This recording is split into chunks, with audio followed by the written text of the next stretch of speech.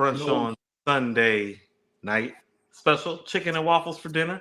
Hell Yo, yeah. yeah, this is one of Yeah. those breakfast for dinner type joints. You know what I'm saying? Yeah. Don't act like you never had you a little bacon and scrambled eggs with cheese at midnight. It's the best one. Set it off, a little toasted bread, slap it all, make a sandwich out of it, slap it all together. What up, everybody? This is Hip Hop Talks. You're obviously seeing us on Sunday night, so that means something special is going on. Something special has occurred. Sean A.G., Kendrick Lamar, snuck through the back door again. Pause. Yeah, That was wild. Starting early. You want to know what? Can we hit the reset button? Start over. I just like to apologize because I don't want to activate Sean on any sort of level. No, please don't on be any started. sort of level, I don't want to activate Sean. It's But no, Sunday. no. Let's pay This some. is the Lord's Day. It's the day he hath made. Let's pay some dues right quick. Make sure you click like, share, and subscribe to the page. Our growth, gentlemen, over the last 2 weeks has been so much, and it's such that YouTube and StreamYard actually shut us down to check to see if the followers we had just acquired were real. It's very real. We're actually almost hitting that 100% clip. Almost every person who likes us and follows us watches us. So you should roll with the winners. This is the moment we've all been waiting for. I know people want to hear my takes on a couple things, but I'd actually like to start off with a couple personal things, if I may. Yeah. Get off probation tomorrow. Now, I was arrested for something that I definitely didn't do. And I still claim that to this day. You can Google what happened. I don't mind people knowing, but if people really want to know, my departure from the Forum podcast actually had to do with them knowing about my personal situation and then choosing to do shows without me knowing what I was personally going through. When I came to you, gentlemen, and shared the same things with you, first thing you all said to me is like, well, let's just work around all that shit. Let's go get it. And that's what a team should do. So I actually really want to thank you guys for holding me down this year. Because all I was really looking for was a real team to hold me down. And you guys are it. You guys have done it. And now literally the shackles will be off of me tomorrow morning, effective pretty much 8 a.m. when the courthouse opens. And I just wanted to share that with everybody and thank you guys for really holding me down, really being a positive influence, making me laugh and enjoy hip hop again. And it's really been a blessing that this has all come together. Inviting Andrew to the party. That is the number one thing that I'm thankful for, because I had been telling other people for years, that's my guy and we need to use him because he's talented and he's gifted. And I think you all are seeing that. Shout out to Andrew. Shout out to Taj. She's the one that actually called all this from the jump. She's like, something ain't right. You need to find out what it is.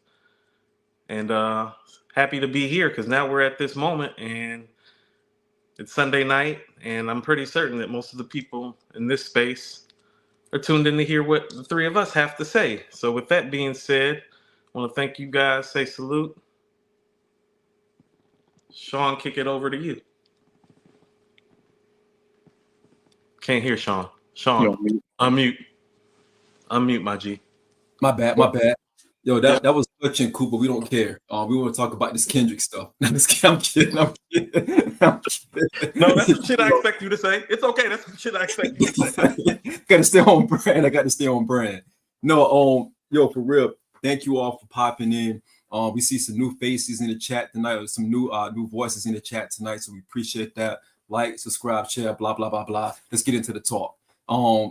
AG. It was good. For us, man. Got a surprise drop on Friday morning. You know what I'm saying? We was not expecting this. A lot of people were saying to cap off the year for what was already a stellar year and already a MVP pretty much sewn up in the books. Needed an album to go with it. And Kendrick delivered that in surprise fashion. He didn't need any rollout or any promo. That was already there, being the events that happened prior to this. So we got a surprise drop. I was at work, doing my 1-2 at work. And Sean hit me on the text like, yo, gentlemen, it's something that's dropped that we're going to have to talk about. And it was Kendrick's album. And, ended up Right about an hour after that, going on my lunch break. The album was about 44, 45 minutes, which was perfect, short and sweet. Was able to digest the full album one run through on my lunch break from start to finish. And then later on that evening, I probably listened to it maybe about 3 or 4 more times throughout, running around that evening. So, yeah, it was exciting. Twitter was on fire and our group chat was on fire. It was a lot going on. And, a lot of times we want to rush to the scene to hurry up and be first at something, and have a knee-jerk reaction to something. You know what I mean? Just to kind of get our thoughts and opinions out there. But our schedules didn't align where we could do that. And here we are now on Sunday, a couple of days later. But that's fortunate because, we get time to really soak it in and then, give an in-depth analysis, with taking time to do our due diligence to listen to it. And we can have a better informed opinion on the things that took place over the past couple of days. You know what I mean? So it's not all about being the first, it's about, being the best at it. So we provide that here at Hip Hop Talks. Yeah, that's how you start. Just say, G, tired of these niggas showing up all early to do a show. Come to Hip Hop Talks. Get my Suge Knight on. But yeah, it's exciting, man. Exciting moment.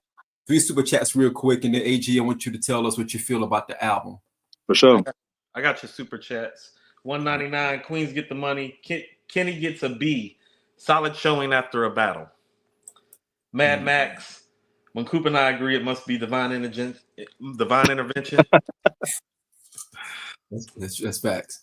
Or it could be Lucifer. You never know. He's a op. He be listening, taking pictures. For Mad Max. Devil is a op. Devil's the biggest op. Got legions of ops. 88 Spencer with the $10 holla. Hitting the movie with the wife. Have a dope show. I mean, it's on YouTube, so you can always, spin the block. Have fun with the misses. Yeah. Tracy G, what up? $5. Cap, this album was hot garbage. And has confirmed my ears are no longer made for Kenny, but that Freddie Gibbs fire. Ooh. I agree with that Freddie Gibbs fire. Ooh, real quick, not to cut it short. Is Freddie Gibbs still having album of the year after the Kendrick release, gentlemen? Yo, that's a perfect transition to what I was going to say, Tracy, because I love this album personally, but it still isn't my album of the year. I still got Freddie in that number 1 spot. You know what I mean? But I really like this album, but I will say out the gate that I'm not jumping out the window and saying this is album of the year. Pray tell, do tell. Go ahead. Keep going. So, keep going, AG. You're on fire. Keep going. Group love this. So enjoying every second of it. So for this album though, the thing that I noticed off rip, you know what I mean, and I'm not gonna go track for track, but the feel of the intro, that's important to set the tone of a record. So once I put that intro on in the whip, and he addressed everything that he addressed from, the Wayne Super Bowl thing, shouted out Nas for congratulating him, the Snoop and Taylor Made stuff, Drake, Cole. He addressed it all out the gate and did it in appropriate fashion where I don't think nothing was really a diss. It's just letting us know where he is mentally with the whole scene at this time. And I think it was a dope track for an intro. And going throughout the album, one thing I noticed is he kept it real West Coast and real vibey. And I appreciated that. Now, a lot of people might say that these sounds like, shout out to my homie Trife. He's saying like he has a bunch of remixes of Not Like Us on the album. But we got notes. The thing about that is though, 2 of the joints he got with Mustard, the Hey Now and then the TV Off. We don't know if these records were conceived before Not Like Us, because sometimes when you're in a rhythm as an artist, you might be in a certain bag, and maybe that Not Like Us song was birthed from those sessions, and he was already in that bag. We don't know, but just from the fans getting that later after the fact, it looks like he's trying to recreate Not Like Us. But even if that's the case, I can't be mad at that because ride the wave, ride it till the wheels fall off. And if you want to keep the wave going, do it with a song with some songs on their own merit and not have to link it back to the song that it came from, which is a diss song. Keep that same vibe and everything going. Keep that hyphy movement going. So conceptual records, once he had some hooks in here. We talked about this on the Corday album with the nostalgia bait. But I mean, it was hook, line, and seeker for me. Like Man at the Garden, the interpolation of one mic, I'm a fan. You know what I'm saying? Right out the gate. Love that record. Hold on one second. AG, let me get to a couple of super chats. I don't want them to slide too far. Okay, go ahead. You're coming in, yeah. Thanks, Coop. No problem. Ill Magic with the $5. GNX is not album of the year. Rhapsody still has that. It's a fun ride. West Coast album, but it's not a classic. Mad Max 199. Who is he to be addressing Snoop in life, though?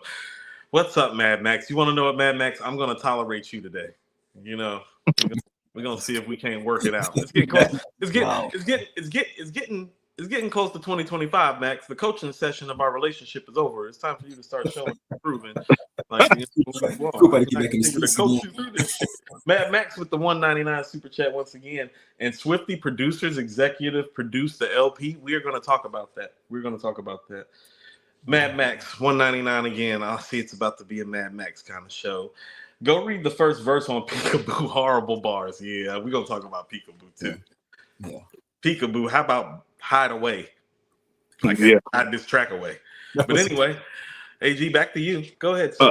Yeah. So we're talking about the ones I love. I'll get to the ones that I would skip here in a second. But also Reincarnated, probably the best on the album. It's ironic because Coop, if you remember a couple weeks ago, you said it might be the best song on the album. Reincarnated. Might be. I'm undecided. Still early. It's in my top 5 though. So it's either Reincarnated, Man at the Garden, or Heart Part 6. One of those 3. So ridiculous. That is absurd that you said that. That is absurd that you said. Well, we'll get your opinion in a minute. We don't need it right now. So like I was saying, wow. Reincarnated, if you remember on the show a couple weeks ago, we had a Pac Machiavelli era conversation, and it's an obscure Pac reference, but I talked about how that was one of my favorite Pac records, and I think he was coming a better MC on that.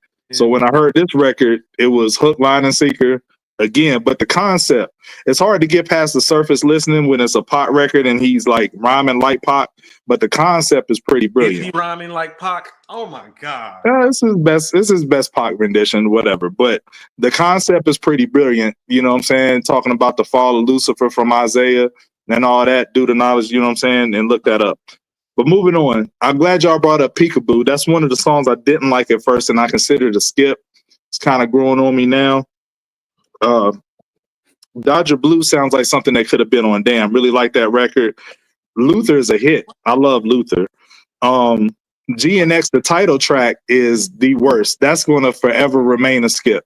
GNX is, I don't think it's good at all. Glory is a dope concept in the vein of I used to love her and all that. His relationship with his pen, you know what I'm saying, and his craft. Dope record.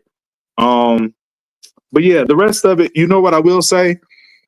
No, it's not album of the year. No, it's not a 5 mic classic. It's a solid effort. I give it personally a 4 mic rating. It's my 3rd favorite album from him because I've never been a To Pimp a Butterfly fan. So I can put this over To Pimp a Butterfly easy. I know I'm gonna get a lot of hate for that, but I've never been a fan of that album. No, what I appreciate, it's not that you're gonna get a hate, it's just that you're totally wrong. Well, like I said, we'll get to you in a minute. So what I do enjoy about this album is it's not like a singular theme throughout the whole album. Kendrick's known to be very conceptual and go in these deep dives for the common thread or theme of the album. This is just an album you can put on and vibe to, and it got a bunch of joints. You know what I'm saying? Most of the time we're asking for cohesiveness from a lot of artists, but Kendrick gives us that in the concepts for the most part. So I appreciate it's a song you don't have to think too much when you put it on. It's just an easy listening joint. You can ride out to it, and it got the West Coast vibes. But it's a nice capper at the end of the year. It's not album of the year by any means. And here's what's funny. I was talking to my son, and I think that lyrically, what Cole did on Might Delete Later is more impressive what Kendrick did on this album from a lyrical standpoint. But I just feel like the songs on this sound bigger and better overall, more aesthetically pleasing, if that makes sense. Like TV off, I definitely think he's going to play TV off at the Super Bowl. Wow. But you know what I'm saying? And it was good to hear Squabble Up. But that's my thoughts for the most part. Let's get to the super chat right quick, Sean, and then you can, Yeah. think it's better than To Pimp a Butterfly? I like it better. I didn't say it was better. I said I like it better. Okay. There's a difference. CJ the Kid, $10. Holla. What up, man? Just got here. Hope you guys are doing well. Have you guys addressed the Lil Wayne debacle yet? Do you think Wayne's ego will permit a round 2? Feel like MK with Dot having to face Final Boss now. MK meaning Mortal Kombat. I'm assuming. Mortal Kombat. MK. Mortal Kombat. I don't know if it's Final Boss. We'll see. We'll talk about that too. All right. Mad Max with the $9.99 super chat. AG rhyming like Pac. Reincarnated show how much better Pac from Dot, and Man at the Garden shows why Nas was way better than him. His voice weak, his bars weak. He has no business being mentioned. I love that Mad Max here. We're gonna get so many super chats tonight. Actually, Mad Max. Oh God, he's halfway right, AG. He's halfway right. It's not that he doesn't belong. I'm still not totally sold if he belongs in their stratosphere, but he would be the closest thing to it. Do you not like the concept of the record? I love the concept, and I think the third verse is phenomenal. And the third verse is the verse of the year contender. Okay. But overall, he fails so miserably vocally trying to imitate Pac on any level. It's a no for him vocally to try to do that. Because in Pac, you have a top 5 voice, like period. And with this guy, he might have the worst voice of all the all-time great rappers. It's a no. Yeah, Kendrick, that's his Achilles heel. Out of all the MC attributes, his voice is his worst attribute. Sean, I want you to go ahead and go because I'm gonna do a disclaimer on the behalf of Hip Hop Talks when I go. We have one more super chat. One more super chat. Michael Williams, $5. Dot paying homage to Nas, Big, and Pac on the album is dope. Even the cover art seemed like a nod to Jay on Volume 2 in front of the Bentley. That crossed my mind. Yep. Tracy G got one too. Cool. Oh shit, Tracy, back at it. $5. Hell nah in my mild voice. Cole smashed this nigga Kenny on MDS. Kenny fell off like the Simpsons. Real talk, not like the Simpsons. Don't be. I'm not supposed to talk about that. Yo, those are our people. Let's try. Tracy always go to defend Cole. We can count on that. I swear. Where's Tracy from? Tracy from the Nom?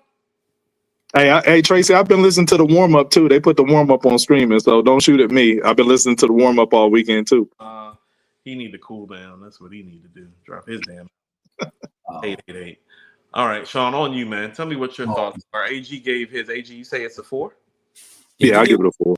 Give it a 4. Hold on, we got one more super chat. Cool. One more super chat. CJ the Kid back at it with $10. Can't wait to hear the breakdown from Coop and hear the historical references. I remember Coop, you brought up how Malcolm X was Malcolm Little before that in order to explain why 444 wasn't a classic. Yeah, I did do that. Damn, that was good. This is Chicago. Oh, that was good. That's some good stuff. Detroit Red up in here. All right. So I'm going to start with Love. Solid album. AG, I disagree. I don't think that he was trying to reenact Pac's voice or Pac's tone in Reincarnated. I think we got to compartmentalize the beat versus what Kendrick was actually doing with that song. Reincarnated, the first verse, I think it was more so an ode to Jimi Hendrix, the way he kind of broke things down, timeline wise, and just the guitar.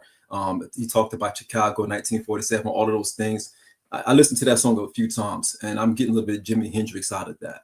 The second verse, the timelines don't add up. A lot of people were talking about Jimmy, but the time don't add up. A lot of people are thinking that that's for Jackie Wilson. I was looking at too. I thought Jackie was there, but it's still not adding up with everything else he was saying. Yeah. So I think he leaves it for interpretation. Best, right. Even the second one, I think the second verse, people were saying Billie Holiday. Billie Holiday. Well, right, based on the way he conceptualized that second verse. Reincarnated, the energy around Reincarnated, you cannot go wrong with that beat. You cannot go wrong with anything, and that's one of those ones that Pac had.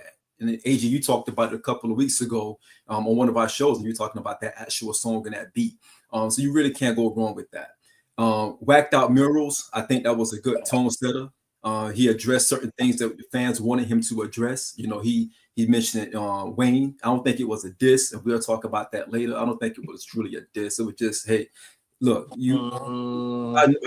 you not championing me in this moment? I don't look at that. It was like the Nas Pete Rock line, not really a diss, but just letting them know that I see you. I see you. No, I didn't see it as a diss. We can debate that, but I didn't see that as a diss. It was not as disrespectful as an open hand slap. But I heard what the five fingers say to the face when he said that. No, I think Wayne jumping out there makes it much more than what it really was, because he only gave like not even a bar. He was just like, hold on. What did he say right after the Wayne bar though? Whatever though. Yeah, whatever though. Yeah. I mean, because he's saying, I mean, we're gonna let you get back to your point, Sean, but he's basically saying somebody who I wanted to attain what they had, and I worked hard at that. Now they hating on me because my hard work is paid off. Whatever, you know what I'm saying? I used to look at Wayne like that. But no, let's address the fact that he is talking on this album like people have been hating on him when he's been the darling golden child this entire generation. He had you in mind, too. This shit is extremely out of touch and off base, like tone. But we'll talk about it. He had you in mind. You were in the liner notes, like, yo, shout out to Coop. Definitely. That's in my notes. It's like, okay, so this nigga's heard about me. He's addressing all the shit that somebody told him something. Somebody told him something. Yeah. I like Squabble Up. That's for sure. Yeah, I like Squabble Up. Going back and sampling Debbie Dell, you know, Brooklyn Night. Shout out to Debbie Dell. Being able to sample that joint, and to me, that was the best part of that song. I'm be honest with you. I love that song, a breakdancing song. Shout out to my uncle Danny, called him Shabba-Doo. He's a breakdancer, joints like that. That's just one of those songs, man. You can't go wrong with that as well. So I love Squabble Up. Man at the Garden, you know, reminiscent of One Mic, right?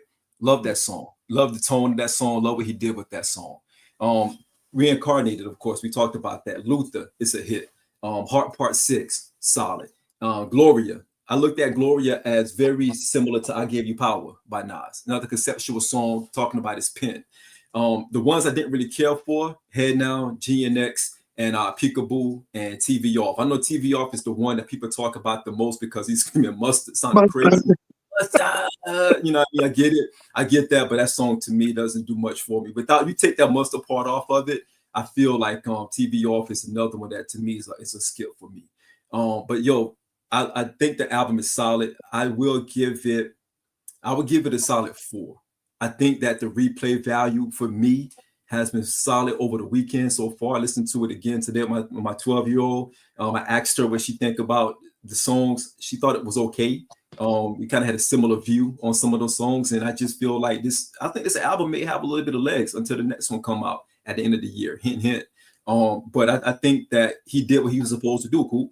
Honestly, I think that he did everything that people like yourself wanted him to do. You say you wanted an album. You wanted him to rap. You wanted him to be digestible. You wanted all of these things. This album is one of the most listening albums that was crazy. I thought I was going to keep on talking so you won't say anything. You try to smoothly go through that, but you know. This is one of the most. I tried to let you finish till AG cut you off. I just had to thank you. AG Cooping right now. This is easy. My bad. I came out the wrong way. This is an easy listening album. This is an album that's easy on the ear.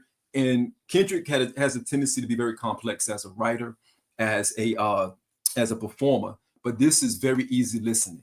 And because it's easy listening, it allows the listener to be able to go back and listen to it over and over. And that's why I'm at with mine. So cool. What you got? I'm gonna hit these super chats. Super chats. Yeah. Then I'm gonna hit the heavy bag. Because Mama said knock you out.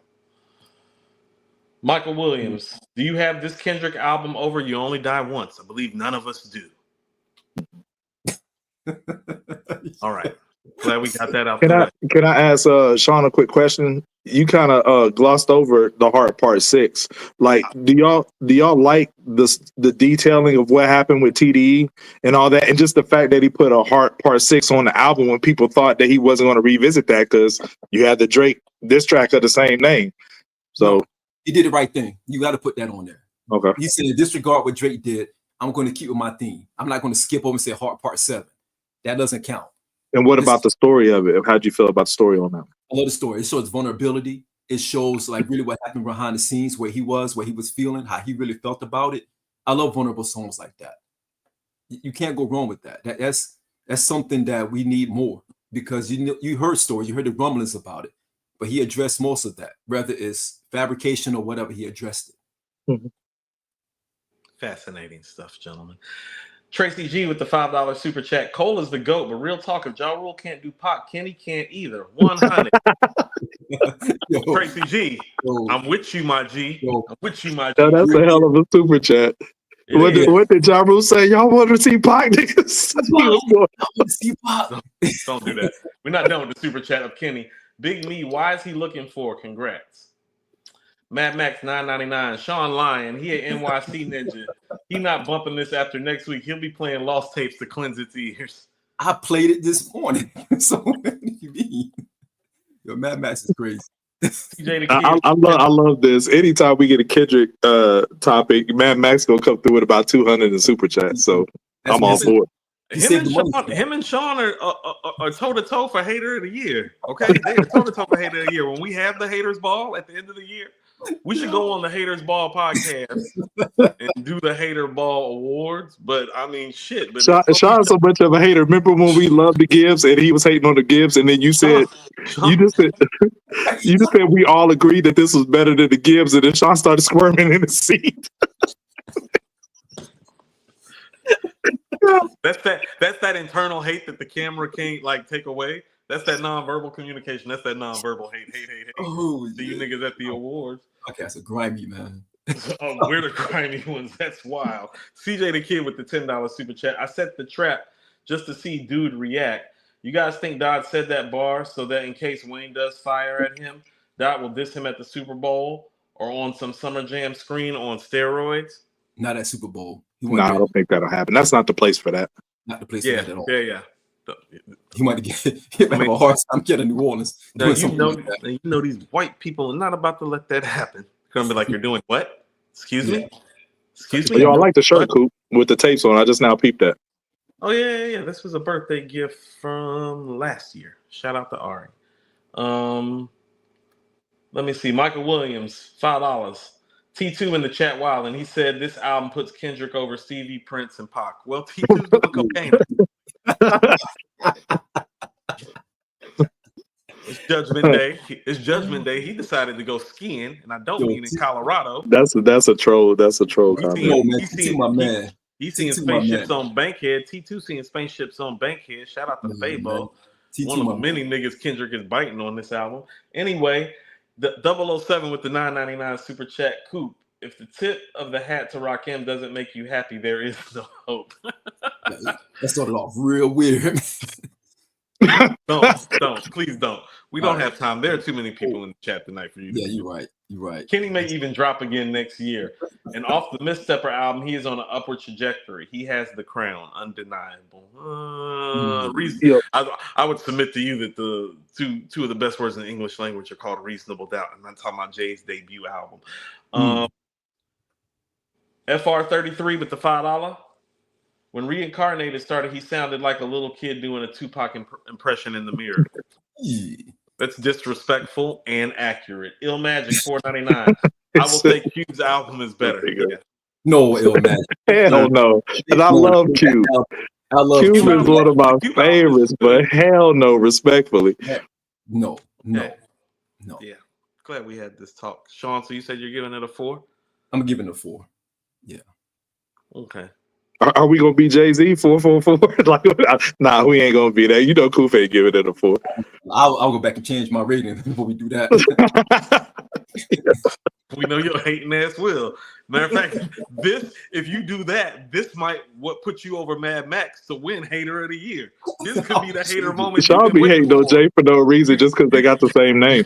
You know how college players got to have a Heisman moment? Sean's waiting for his hater moment. Yeah. Like, here's the moment that my hate waiting. shows on all the levels of hate that I provide. Yeah. Sean told me one time he was about to change his name to SEAN because his was spelled just like Jay's, and he said he was going legally to change it to SEAN. Trying to pop me right now, man. Man. So I want to say that a lot of people think that I'm about to hate on this album. I'm not about to do that. I'm about to do what I always do. Now, first of all, I want to say I think people have me confused, guys.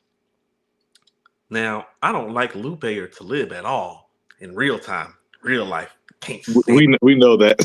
can't stand niggas like that. Oh, holier than thou, above the cloud ass niggas. Can't stand these uppity ass niggas. This is from an uppity ass nigga. That's how y'all know these niggas is uppity, because I'm uppity, super uppity. But when it's time for their album to drop, I'm always fair. And so I really don't appreciate people pulling up like I'm not fair. Lupe has dropped 2 projects. Since he and I have got into it, they've both gotten 4s from me. I gave Talib and Most early album of the year before I realized that I needed to teach them what business and economics in the fucking modern day times look like. They're on some fucking streaming service that's not even meant to mix down music. That's another conversation for another day. What I'm saying is I handed them out 4s and 5s, and I can't stand them. I don't have a problem with Kendrick. I have a problem with you niggas. And I don't mean you 2 niggas. I have a problem with you 2 niggas too, but I'm talking about the rest of you. Because all you do is cape and cap for him instead of being fair. And all I've been is fair. You want to know how I know that I've been fair? First of all, I don't hear anybody, as much as they like this album, really calling it album of the year like that. That's because it's not. So let's go ahead and get that shit out the way, off the table. It's not album of the year. Now, here's what that means. This will be the 2nd consecutive time that he hasn't dropped album of the year after doing it 3 consecutive times. Is it fair to say Good Kid, Mad City, To Pimp a Butterfly, and Damn are all album of the year for the years that they were released? Yeah, but Damn probably could be arguable. I like Damn better, but some people would say 444 is better. That came out the same year. Those people are doing cocaine with T2 in the bathroom in Buckhead. But yeah, but I wouldn't. I like Damn better. And for me, as much as I love Good Kid, Mad City, Life is Good is a close second, but I wouldn't put it over Good Kid though. So by most accounts though, AG, he has 3 album of the years in most people's opinion. Mm-hmm. Now, if you win album of the year 3 times in a row, and then the next 2 times drop, you do not win album of the year. You know what that is called in real life, in real terms, right? It's called a drop off. And so this album, I don't think there's anybody that has done it 4 times every time out. This album, but this is the 2nd time. So this album is good, but let's acknowledge the fact that there's a drop off. What this album is to me is actually closer to Section 80. It's not on Damn, To Pimp a Butterfly, or Good Kid, Mad City level. It's so the classic talk, that's not it. It's a really good project from an all-time great artist. And there's nothing wrong with that.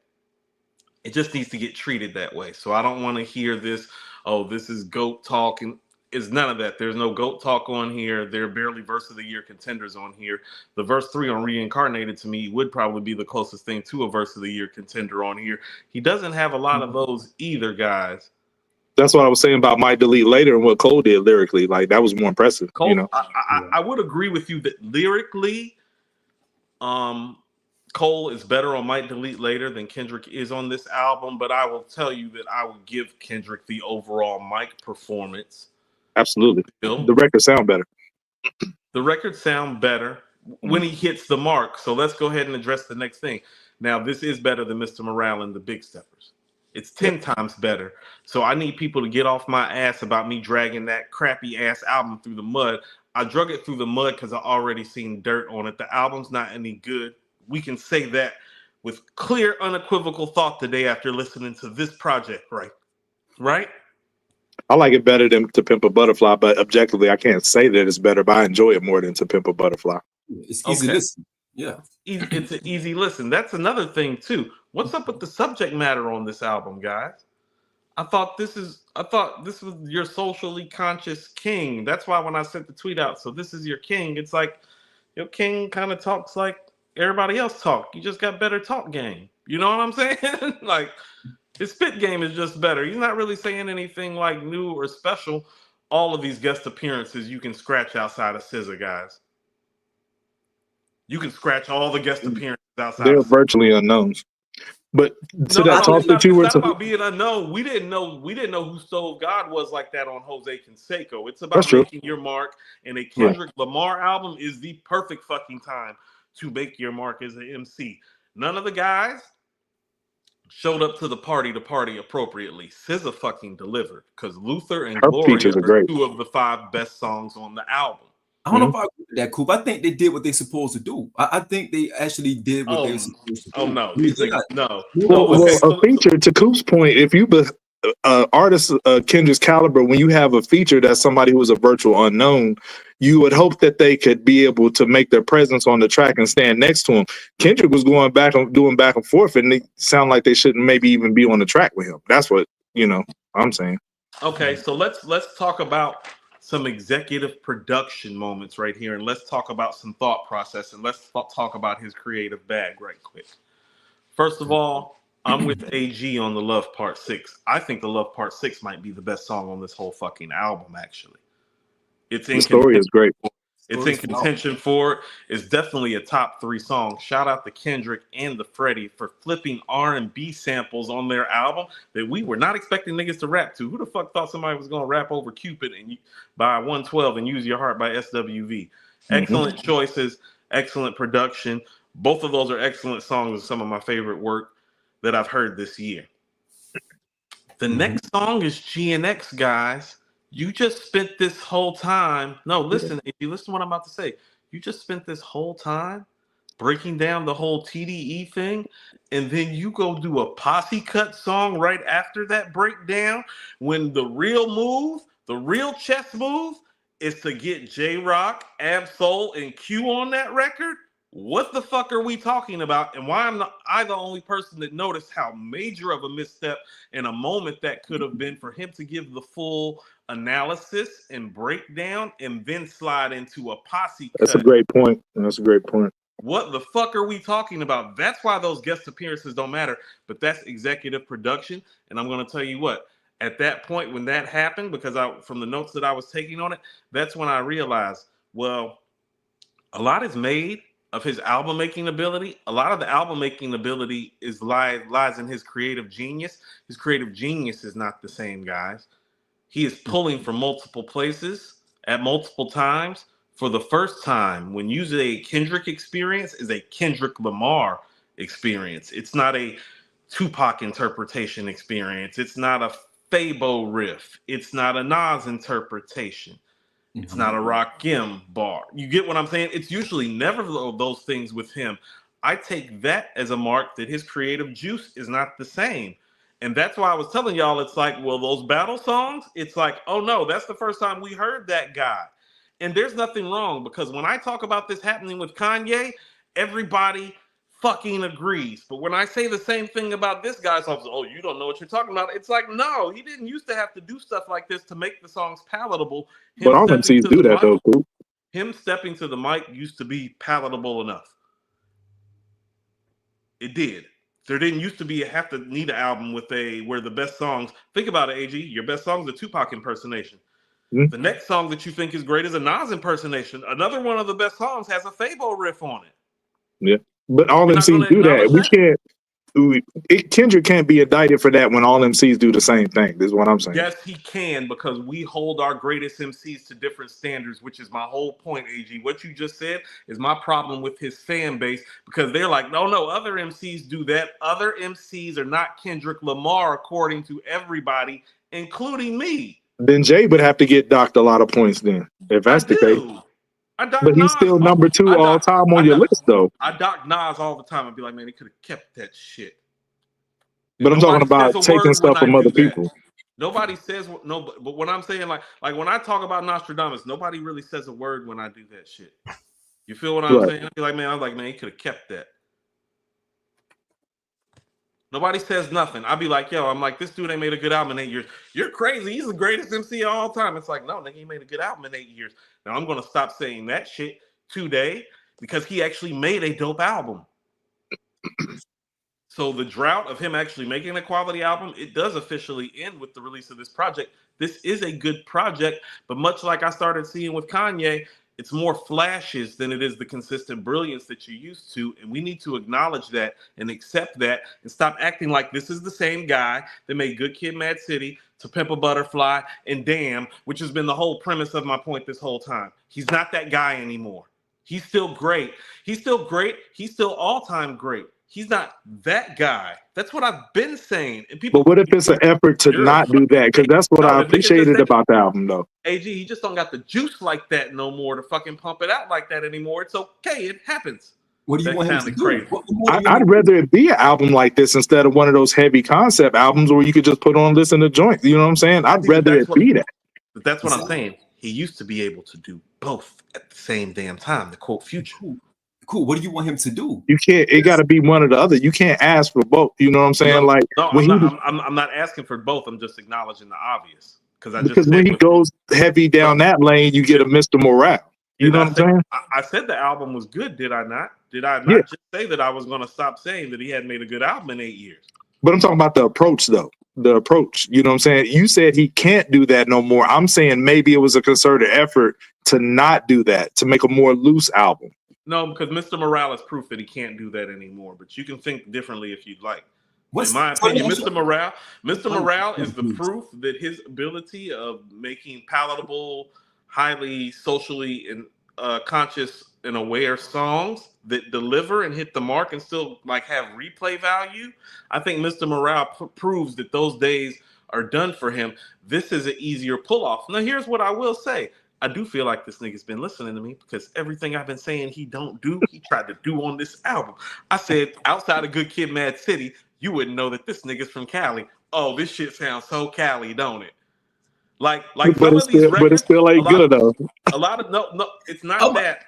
No, I rated a lot of these records from the perspective of knowing. Well, I actually like the fact and going to give him an extra bonus point, even though I have some of these songs rated lower. But I understand the mission statement, and this is his West Coast album.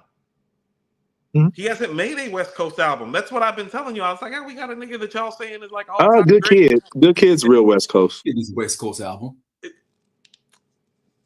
For its time. That's why I've been saying, if you don't know about Good Kid, Mad City, you don't even know that this guy's from Compton. And that's true. If you don't know about Good Kid, Mad City and Section 80, you don't know this nigga from Compton until today. Like until this album drops. And but like Joe was saying on his show, this album's like a dog whistle for West Coast. Like it's it's very So a lot of this shit is gonna bang on the West and they're gonna love it, but in the overall specter, not as much. And I did try to keep that in mind. Like there are joints on here. Like, how about this? Oh no, West Coast niggas fuck with Peekaboo tough right now. Right. You know what I'm saying? Peekaboo is one of those joints. It's like, it doesn't play in the overall sphere. But West Coast niggas gonna love it and gonna have a problem with you if you tell them that the shit ain't good. They about to have a problem with my black ass because I don't like it. Let me ask you a question, Coop. So, and Sean alluded to this earlier that something else might be on the way. I don't know if you saw the teaser for this album, but on the teaser for this album, it was a song playing that wasn't even on this track list, right? So it might be something else coming down the pipeline. So what if that's the conceptual album that you're talking about? He just put this out as kind of like people saying a mixtape, appetizer album. So, just to kind of throw it out there for the real deal. No, AG, please don't confuse what I am saying. I'm more okay with him doing this than him doing the concept stuff because I don't think he can deliver the concept stuff anymore. That's part of why this album is good. Part of the reason why this album is good is because how about this? It's like this. Sometimes a painter in their prime paints on the biggest canvas that they can find, and they have the capability in the paint to paint on that canvas. When they get older, sometimes they have to condense and work on smaller work because it's easier. They don't have as much time. Their hand is not as steady as it used to be. They've been painting so long that they get the shakes sometimes. They got to take more of a break. And so what this is it's still a picture from him, and it's still a beautiful picture. It's in a smaller, more condensed frame because that's what works for him better at this point. He can so give you us, are saying he did execute on Gloria, Man at the Garden, and you said he executed those concepts or no? let me read. I'll tell you what, AG, I'll do you one better. I'll give you my rating of the songs and my specific notes. Let's go to Gloria. You got some super chat. You got some super Okay, chat. let me do the super chats. Hold on. Where are we at? Let me see. Hold on. Right here. Hold on 1 second. Let me catch up because I'm old and I can't read that shit. You're gonna have to read that one, Sean, because I'm too far down in the chat.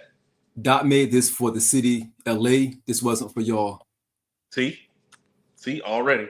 Mad Max with the 199 super chat. Coop, to Pimp a Butterfly, not over DS2 Gang or that Tribe album. That's crazy talk, Mad Max. We're gonna have to start banning you, but keep sending super chat. Tracy G, $2. There is no 3001 on GNX. Okay. Mad Max 199. He's two Mexicans saying the N-word on this album. Mad Max, we don't have time to unpack all that tonight. I don't know what the fuck you're trying to do. I don't know what you're trying to do. Oh, the election's over. Hey, I don't care what Max is trying to do, long as it's in a super chat, man. Shout out to you, Max. The election's over. White people want to win, Max. Get over it. Yeah. Brandon Rogers, $10. Kendrick did one thing that Coop requested. This is probably his most West Coast sounding album in his catalog. My issue is people like him are polarizing. His stan and haters are annoying. CJ the Kid, $10. I felt like this was Dot trying to do his version of what Dre did on The Chronic by bringing some unknowns at the time and giving them a platform to be something bigger. The execution did not match. CJ, the no-names Dr. Dre bought were Snoop Dogg, Nate Dogg, Warren G, Corrupting Daz, the Lady of Rage. It's crazy. What the fuck are we talking about? It's crazy looking CJ, back. I love you. Don't ever do that again. It's ridiculous. It's the best unsigned roster ever to step into a studio. Period. We got more super chats? No, that was the last one for right now. Okay, so I think Gloria, first of all, matter of fact, AG, let me just read this to you. You'll love this. Masterful and majestic. Perfect beat for his vocal range on this song. Vocal range is overall impressive on this album outside of Reincarnated. SZA with the I Gave You Power line is like foreshadowing a clue of how the record is going to end. Truly brilliant. SZA low-key helps push this album over the top. Possibly the best record on this album. I gave Gloria a 5 out of 5. On Man at the Garden, I gave it a 4.5 out of 5. I said One Mic Part 2. He's not the GOAT, but he does have a chip on his shoulder and a competitive will that all GOATs have in all professions. And I put in parentheses Michael Jordan, Tom Brady, Nas, Jay. So those are my thoughts on those two records. So I do believe that he executed on those songs. I'm just trying to understand. So you're saying he can't string together a whole album of these is what you're getting at? Oh, no. Okay. Those days are done. Okay. That's what I mean. But I disagree, but I just wanted to clarify what you were saying. Like, he could do it like flashes, but not for a whole album. Flashes. And those, in my opinion, that and The Heart Part 6, those are 3 of the 5 best records on the album. So he can do it in that bag, but those 3 records are really the only time he's in that bag. But even if he could, I didn't want that now. I like the the Luther and TV Off and joints like Dodger Blue sprinkled in there with those concept records to me to make them stand out even more. I'm gonna go ahead and say it. I don't like Dodger Blue. You can keep that. Oh, I love that record. It sounds like you could put it on Damn, man. It's a vibe. I love that record. This is exactly what my note was on this album, on that record, and I already know what it is. It's like, I don't know if I love this beat or hate this beat.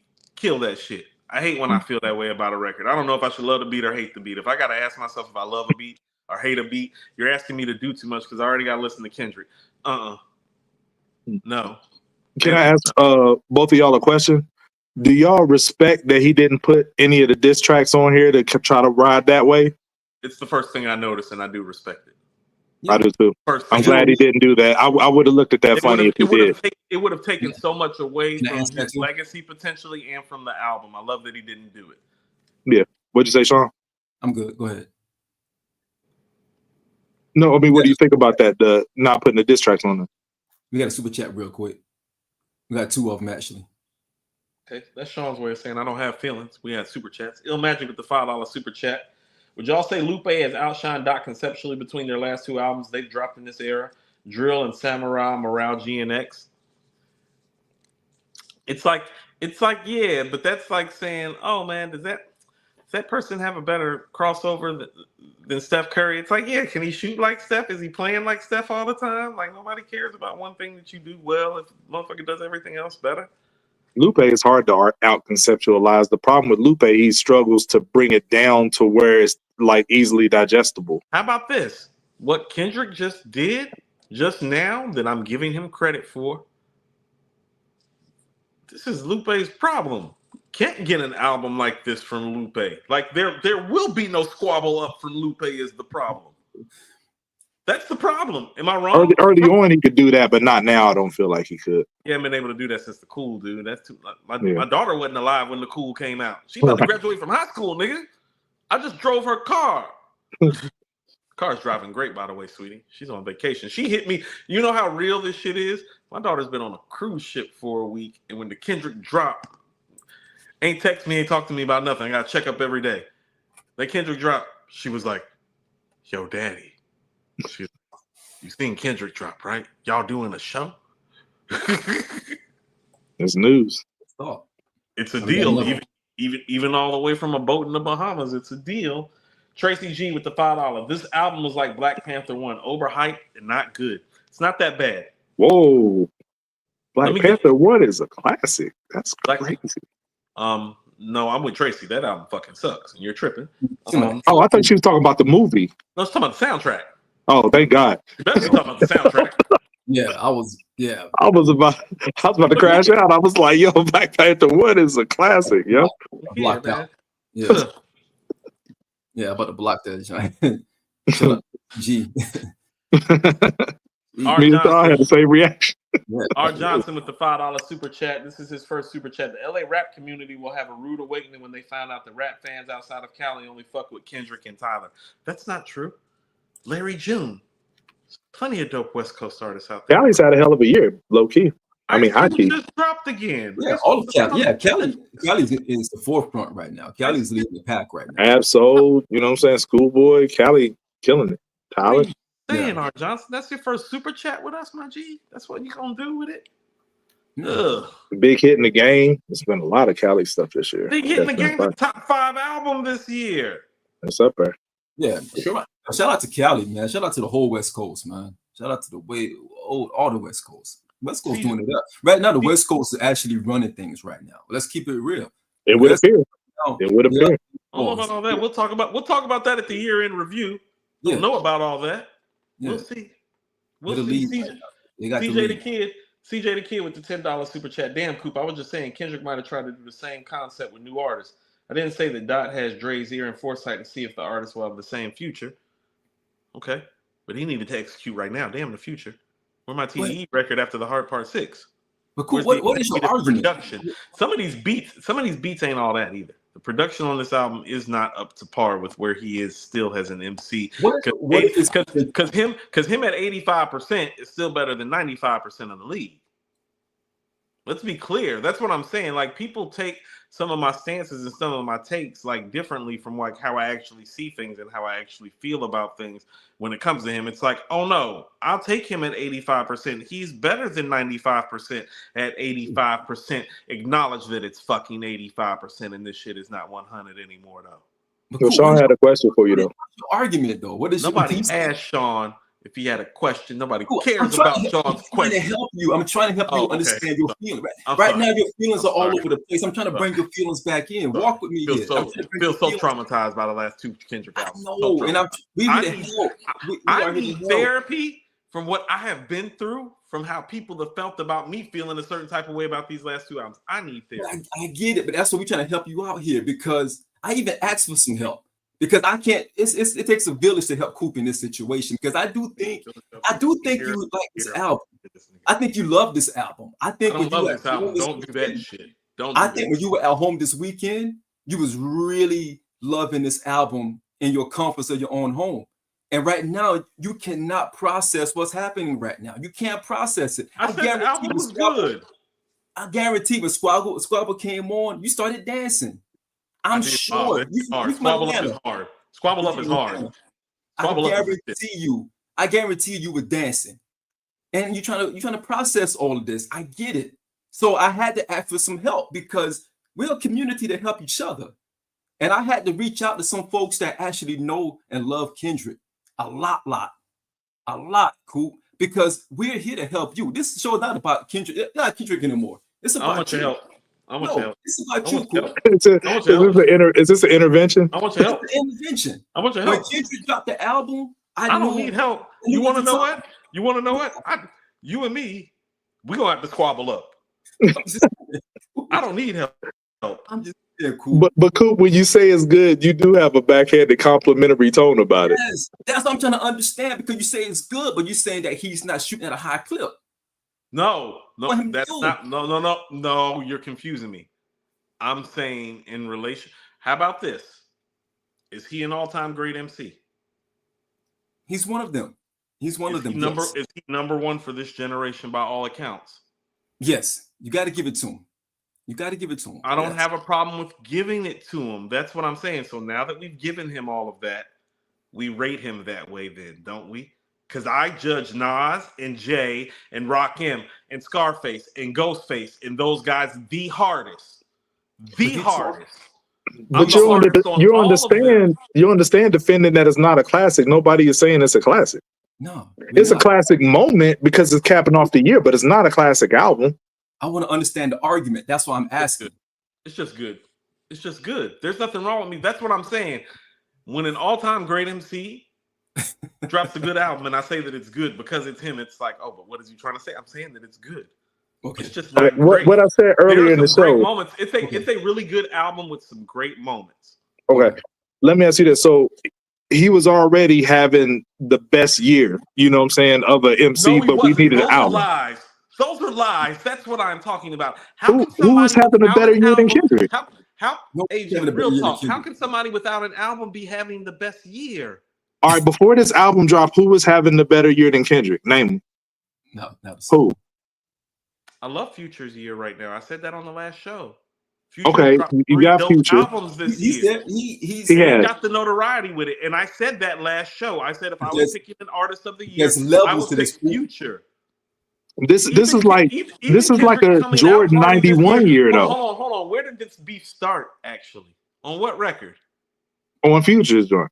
Thank you. So it did. Everybody just talked about that. Impact, numbers, music, output. Future is outpacing Kendrick's on all metrics outside of one record, and you're going to tell me that Kendrick was the one running this year over Future? No, that's bullshit I'm talking about. Okay, but after this album, would you say that now? Bro got the Super Bowl, took out Drake, the biggest artist there is. J. Cole apologized to the man on stage in front of thousands. He, you know what I'm saying, had the best feature there is this year, but like that. He has the best record of the year, but not like us. Best feature this year. You think, AG, you know that feature's not that good. Don't do that. Name a feature this year better than like that. Name it. It's polarizing. Cool, come on. No, there's hold on, AG. What feature made as much AG, noise as like that? You're not talking about best. You're talking about most notoriety. Those are two different things. Okay, but name one. All right, most notoriety is off the table. So we know that that's what it is. We got a couple of super chats. That's wild, AG. AG, that's the type of shit I expect from Sean. What are you doing? Let's get the super chats real quick, cool. Oh man, this is terrible. CJ the Kid. No. Did we read CJ the Kid's $10 super chat? We did. Yeah, last time. Bohemian J just dropped his first super chat for $1.99, but he didn't say anything. There go Bohemian J again, $1.99. How much numbers do you guys think Kenny will do? What you think? He's tracking right now pretty high. I think last time I saw it. Yeah, 300. Yeah, 300 sounds about right. I can see him doing 300. All right. CJ the Kid with the $10 super chat. Starting to feel like 92, 93 with the West Coast run. Makes me wonder who will be this generation's Wu-Tang, Nas, or Biggie to make East come with something that will stand out. Okay. So CJ the Kid. So I'm gonna have a little reality check. If there ain't no Wu-Tang's, Nas, or Biggie's walking through the door to stop this shit. Nah, Griselda's keeping the East Coast alive. You know what I'm saying? That's about it. I'm gonna say that again. There are no Wu-Tangs. They're not coming through. Biggie's. No, they're not Wu, but they're you know what they're the East Coast they're the most appropriate replacement we've got since they've been gone. Correct. Yep. Or post prime. Mad Max with the $9.99. I only bought the Mexican thing up since Adolf Hitler won a police who can say the N-word, and West ain't running nothing. Yo, Mad Max is crazy. You're gonna get it. Take the chat. Yo, we got some guests. Y'all ready for our guests? We got some guests. Because this is part of the intervention for Coop. Part of intervention. Man, fuck your intervention. Yeah, never change, Coop. Never change. Please. Cool. Sean, AG. What's good? I don't plan on changing. I don't plan on changing at all.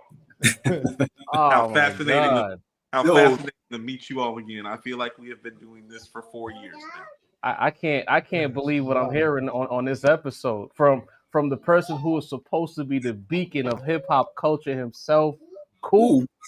I am highly disappointed in you today, good brother. He said your light is dimming too, Coop. You said the Kendrick was dimming. Jarv said your light was dimming. I can't believe what I'm hearing, bro. No, talk to me. Hold on, Jarv. What are you taking issue with what I'm saying? Tell me what I'm saying first and that you feel like is off base. Before I even get into that, I want to shout you brothers out. You know what I mean? I love what you guys are doing. AG, you and I have had our differences. That's in the past now. We move forward with Sean. We build. We move forward. I love what y'all doing. Y'all see me in the chat regularly. Y'all crushing this shit tonight as per usual. I love what I'm seeing. When it comes to what I'm hearing from you, when you came to New York, right? You went to Queens. Right. Did you go to Harlem? No, I did not get to go to Harlem. Because you're giving Harlem hater energy right now. You know, Harlem dudes have a unique ability to compliment you while simultaneously insulting you. Yeah. Lower East. Yeah. He's saying. They would tell you, yo, your fit is tough, while also telling you what they wouldn't have worn with that same fit they just told you was tough. Yeah. Kendrick Lamar, as far as what you talk about when it comes to MCing, when it comes to controlling the space, when it comes to being dynamic, everything you talk about, Kendrick is doing it. And I don't even like this guy like that. But every time he shows up, I say this is crazy coming from you. He does all of the things we like our rappers to do. So when I see you here sometimes defending Aubrey adjacently, I get very confused because a man of the cloth as yourself, Kenny represents everything you love about this rap shit. So Coop picks a hill and dies on it. He dies on whatever hill he's on. He stays there. AG, in fact, the way Kenny responds to certain situations is very Coop-like. So I'm like, is it that they're too much alike that he can't see the vision? What's going on, Coop? Help me understand. They're the same person. Let me unpack some of what you said. So when you're talking about the things that he does, my biggest gripe is that Jarv, he hasn't really been doing those things in a long time.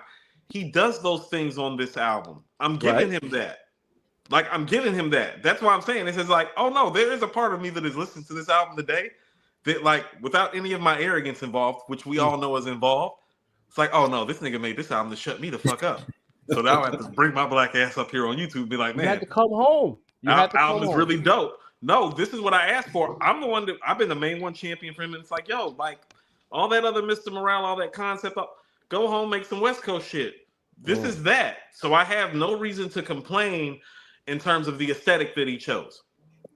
I do think some of the beat choices are questionable. I think the Pac riff, because of who he is vocally, questionable. But actually, and here's the crazy thing about it, and I didn't even get to this because I knew you guys had to jump in, but I think I may actually have this album rated higher than AG and Sean do. I just didn't get to that because when I rate all the songs, I gave this song, it's 12 records, right? I gave it 3 5s. I gave it 3 3s. I gave it 3 4.5s, and I gave it That's 2 3.5s. that's real crazy. That's crazy It because I was doesn't sound like listening. you have high Because marks. I was listening, and all I heard was he don't got the juice no more. Creatively, he's run out of mojo. Y'all didn't catch it. He made those numbers up on the fly to save himself. No, when I'm saying no. I have my ratings right here, and I haven't grabbed my pen. He is not creatively the same guy. I stand on that. His creative juice is not the same. Let's not act like it is. Like people running around thinking Glory is better But why than not Duckworth. just? Like But why do people you running have around to thinking say Glory that is though? like you think Glory is better than Duckworth? Come on, let's keep it real. No. But does it have to be? Is Squabble Up better than Money Trees? But why do you have to highlight that Why do though? we do that? So all I've been saying is Squabble Up is crazy, bro. Let's go. Squabble Up Don't do that. Don't do that. Squabble Up great. Squabble Up Now see, will go down as you one of Kendrick Lamar's. you gonna be one of them seven niggas when the Nas and Premier drop like, yo, it's not New York State of Mind. You can't do that, man. No, first of all, that Define My Name shit is not like it's not. But that's the problem. Why do you have to highlight that? We know it's not that. It's not that. Hold on. First of all, the record need to have staying power. I like Squabble Up. How about this? Let's take it a notch down. Is Squabble Up even backseat freestyle? It doesn't have to be cool. I'm not asking. I'm not. You missing the point. First of all, Sean AG get to deal with you all the time. Nobody really asks. I'm saying you stuck in 2012, my G. Like I'm talking about. No, I'm talking about quality of records. Because no. If they're saying I'm saying he lost his creative juice, then I'm going to point out the stuff on Good Kid, Mad City, To Pimp a Butterfly, and Damn to show that creatively there has been some sort of drop off. Squabble Up is one of the best records of this album, right? Yeah. It's not in my top 5. I don't know. It's a slapper, but I don't know if it's one of the best. A slap don't gotta be. I got it. That's not intended to be creative though, Coop. It's a bop. It's a vibe. I'm talking about the level in which he operates in terms of the consistency that he makes these quality records. And picking that particular sample to make a West Coast slapper is crazy. It's crazy. Conceptually and creatively, that's part of the package too. Pause. Thank you. You get Debbie Dale from Brooklyn sample to make it, and it's a West Coast bop, and it's a b-boy sin. You a producer. You have a producer's ear.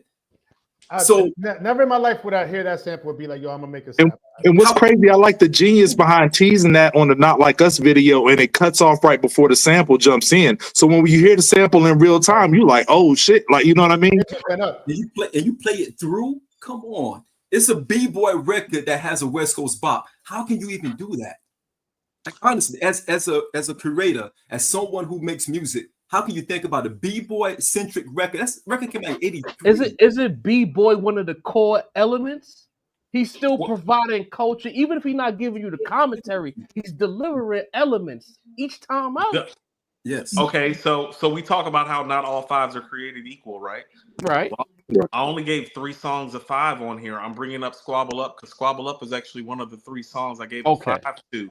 It's just not the same type of 5 from him. Creatively, it is not the same all-time great genius level. It's great for this time.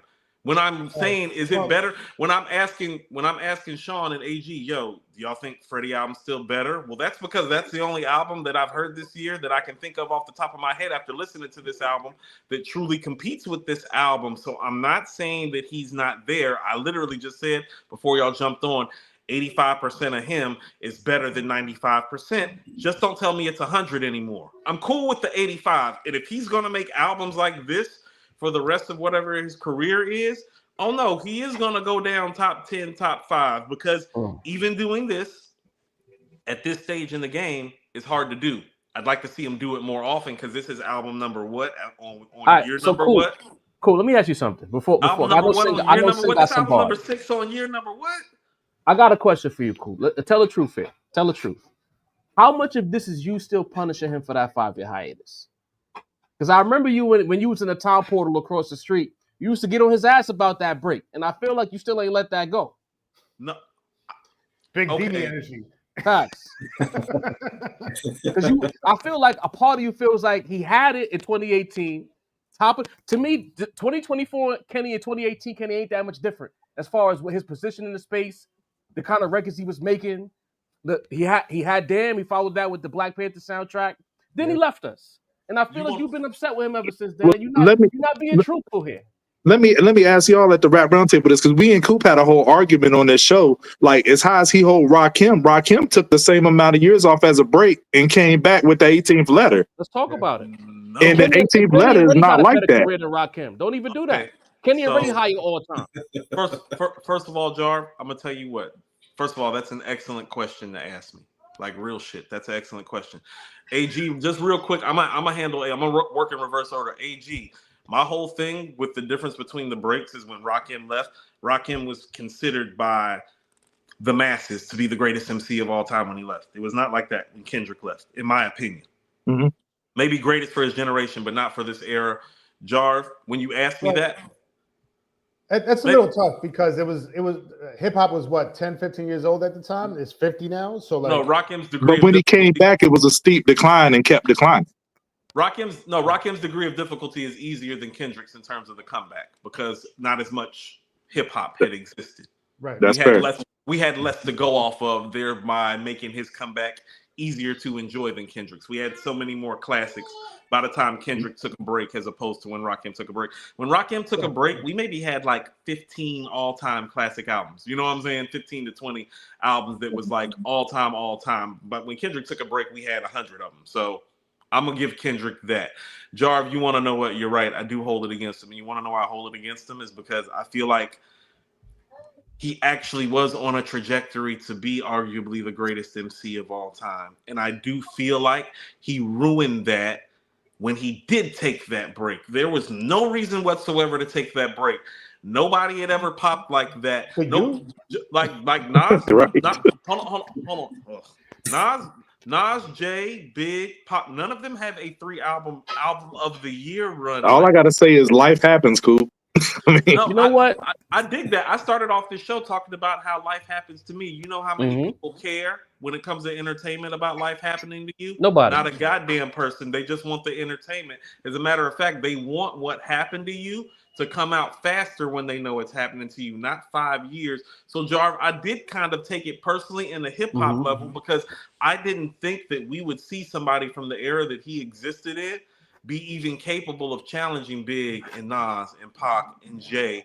And when he left after Damn, he was the only person that I thought could do it. It did stick me somewhere and be like, the nerve of this motherfucker. Like, he had it the way nobody had it before. He could have took it, and he left. And then he came back and dropped that album. And the album is really what pissed me off, Jarv. Because if you're going to take a break and then drop that, and I still think that right next to The Dogfather by Snoop, it's the worst album a superstar rapper has ever dropped. Like, that's how little I think of that album. Like, I put it next to The Dogfather and Prince of Darkness by Kane. It's one of those albums to me. That's insane. That's tough. You know what?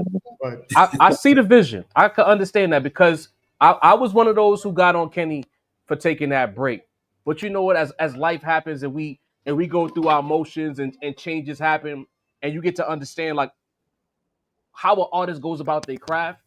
He's not just a rapper who can write bars. You know, I think like some of us, because a lot of our hip hop primes, age-wise, we got to witness guys be very prolific in our teens and early 20s. We seen what Hove did, and I think that kind of broke the scale.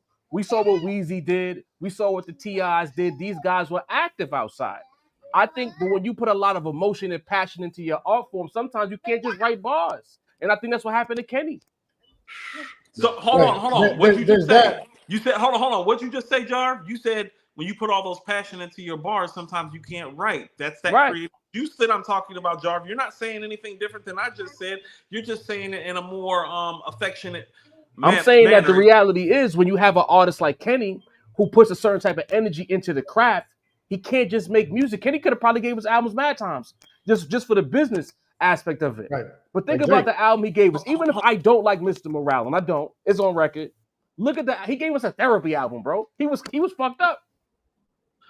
Jar, let me ask you something. I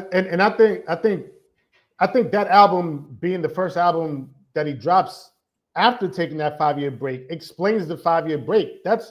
I'm on record saying that album is brilliant to me. I don't give a fuck what nobody says. That album is brilliant front to back. My son told me today he liked the album better than the new one. I was like, wait, what? That's crazy. Bro, hold on. Mr. Morale is incredible. Right, the writing wise, musically, conceptually. You know what I mean? And The the fact writing is that he, exceptional. The writing. The fact that that was the theme for the album after the 5-year break explains the 5-year break. You know what I mean? So I feel like people would understand that at some point. Facts. But even if you feel like Coop does, this current album is a palate cleanser. So I don't see the problem. Right. And that's my other problem with Coop right now. It's like, because he's saying that creatively he don't got it no more. So let's pull that thread. Let's pull that thread though. Let's say he's not as creatively inclined as he was before. You know what I mean? Let's say he's not he doesn't have the level of creativity that he's still creatively inclined, but not at the level as he was before. Is that fair? Yes. Okay. I think it's intentional. I'm not saying that. I think it's intentional. It's not intentional. How about this? How about this? Let's go back to Jar's point, Sin, right quick, because I hear what you're saying. Let's go back to the break right quick. I equate the break to like when Ali went to war, when Ted Williams went to war. It's like, no, he just gave up 4 or 5 years of his prime. Why would you give up 4 or 5 years of your prime? Like those guys, for different reasons, one to serve his country, one to fight against the injustices systemically of his country, chose not to fight. They weren't the same. Like, even though Ali's the greatest, he's not the same guy after the war. Like, that guy has to be more of a tactician, a thinker, a mental game. The guy before the war was just gonna come out and whoop your ass in about 5, 6, 7 rounds. Like, but to Sin's point, he explained why he gave up that prime. It's in the album. But he just came out. It just whipped ass. It got him out of there early. He did. He did. You want to know what? That's fair. He did come back and whoop ass this year. But that's like, but look at it. Okay, so look at it like this. In the last 10 years, am I wrong for saying that there's been a drop off? You think I'm wrong? What, cool. Last 10 years? I don't think so. It's in the music, because I think that's why you got to go back and listen to Man at the Garden, because it's right there. Like, he's saying, with all the criticism and stuff, he deserves it all. Like, everything he's got, he's earned it the right way. You know what I'm saying? It's in the music. I'm not saying he hasn't earned it. I'm saying this stuff is great as his greatest stuff. He hasn't earned it the way you want him to earn it. No, it has nothing to do. It has nothing to do with how I want him to earn it. It has to do with the music. No, it's always about the music at the end of the day. I don't want this to become a situation where it becomes about me and how I feel. No, it's about the music and what I hear. What I hear is, you want to know? Okay, so let's keep it real. I'm gonna tell you what. How about this? And this is what I mean about it creatively not being the same. It's like, oh no, the guy that made Beef on KD3 is like, oh no, that guy all-time great. That is not the nigga that made I Gave You Power. That's fair. And there's nothing wrong with that. But I'm gonna call it when I see it. So let's go ahead and call it about the guy that I got at the top of my list. See, that's the problem though, because I've never heard you say anything negative about KD3 or any of the KD series. Honestly, like no, he has said that. I can co-sign. He said stuff like that. Yeah. But here's the thing: when you getting compared to yourself, though, Coop, that's when you reach GOAT contention status. When you're not getting compared to the field anymore, and you getting compared to your former self. So that's GOAT contention. Talking about how hard I am on him, am I not? If I am judging him by the standards by which I think he is, because I did write an article once upon a time after he released Damn, giving him top 10 consideration at this as presently constituted. I do not know 15 MCs all time greater than Kendrick Lamar. That would put him in the 1%, less than 1% of the billions of people who have ever rapped. I just don't have him at like 4, 5, 6, 7 like some other people do. I'm like, but you acted like I was crazy for putting him on my top 10 though. No, it's crazy to me. It's crazy to me. But that's the thing though. But hold on. Let me finish. Oh, if you want to say that today, that is more palatable to me today after this battle, because that does check a big box this year that was not in his repertoire. He is not battle tested until this year. Is that fair? Yep. He won this battle, and he won this battle for the most part. Even though I picked the other guy, he won this battle in glowing fashion for the most part. It was closer Like, than most people give credit for, though. It wasn't just a win. It wasn't just a win. He got him out of there. It was a victory that deserved a victory lap. It ain't too often you have a victory like that. I'm gonna check that box for him. This album is a dope ass album for this year. It's a top 5 album. I'm gonna give him that. So if you want to have a top 10 conversation, when I have him firmly somewhere between 10 to 15 without this project, that's fine to do today. I'm saying prior to it, don't tell me that shit. And I literally have been saying, and AG, like, shame on you for not knowing this. I literally been saying, no, let's wait and see what the next project sounds like. Well, this is the next project. We can talk. You said that. You said that. Hold on, cool. Here's the thing, and I'm hearing what you. Hold on, real quick, John. Real quick. Glory is a reason to talk about his top 10 status. Okay. You feel what I'm saying? Like, I love Squabble Up. It is one of my 5 favorite songs. No, that's a reason to talk about his top 10 status. Like those records, like when he did hit the mark on here, and the album is consistent enough. The production is the weakest part of this album to me. I'm not going to hold that against him. Even though he did the beat selection, obviously, the repetitiveness of some of the beats not in love with. But as far as he is concerned as an MC and as far as the execution overall, if you want to have a top 10 conversation now, we can. The only problem is that the guy on the scale. Hold on, the guy that I have at number 10 just dropped the album the same day as him. That's Ice Cube. Look at how long Ice Cube's been doing this shit. And still has a better catalog. That's what I'm saying. Like, you want to have a conversation. The album wasn't good. Okay, because it's like, wait. Ice Cube has a better catalog overall than Ice Cube. Ice Cube has a better overall catalog than Kendrick Lamar. Is that no way? No way. Yeah, we're not doing that. I love Cube, and I can't say that. My thing is like when I hear you say, "Oh, like he's not as good as," and the level is not, etc., etc. Sometimes we gotta, and you're a person again, because I watch you, Coop. You use a word, intention, a lot, or it's intentional. It's intentional. Yes. Kenny could have just came outside and gave us Mr. Morale again. Right. Straight creativity, supersonics, a lot of dark sounding elements, etc. He could have just done it again, right? But there's something to be said as an artist, and again, I'm the Jay-Z fan here. Part of what I loved about Jay was like he was aware of what was going on in New York. Even if he was a nationwide act, he knew what the temperature was in the city, and he approached his music in a way that reflected what was happening in the city. Okay. To your point, Kenny never did that for LA. Correct. Right? Correct. But then in a situation that comes about with the Canadian, it's saying I get more love in the city than you. When Kenny is 10 toes down in LA, even if he don't make the Sonics to represent his relationships, he's like, oh, if you want to play that game, again, Coop, he's a lot like you. If you want to play that game, you want to play the Cali game, at any point, because I'm that good, I can wake up and make a Cali slapper right now. And that's what he did. He didn't need to give you dynamic beat selection. He made he covered LA. Shit. This shit for Oakland. Like Peekaboo's an Oakland record. It is. Icy Records, man.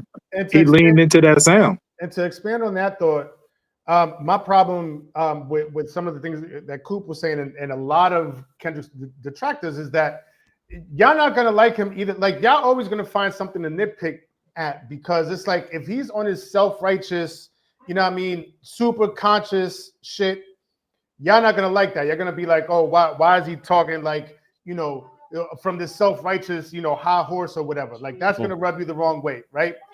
But yeah, and then y'all be saying like, yo, he should really do something more for the people and make something more palatable. And that's what he does with this album. And y'all find something to nitpick about that too. So it's like, bro's never gonna win with y'all.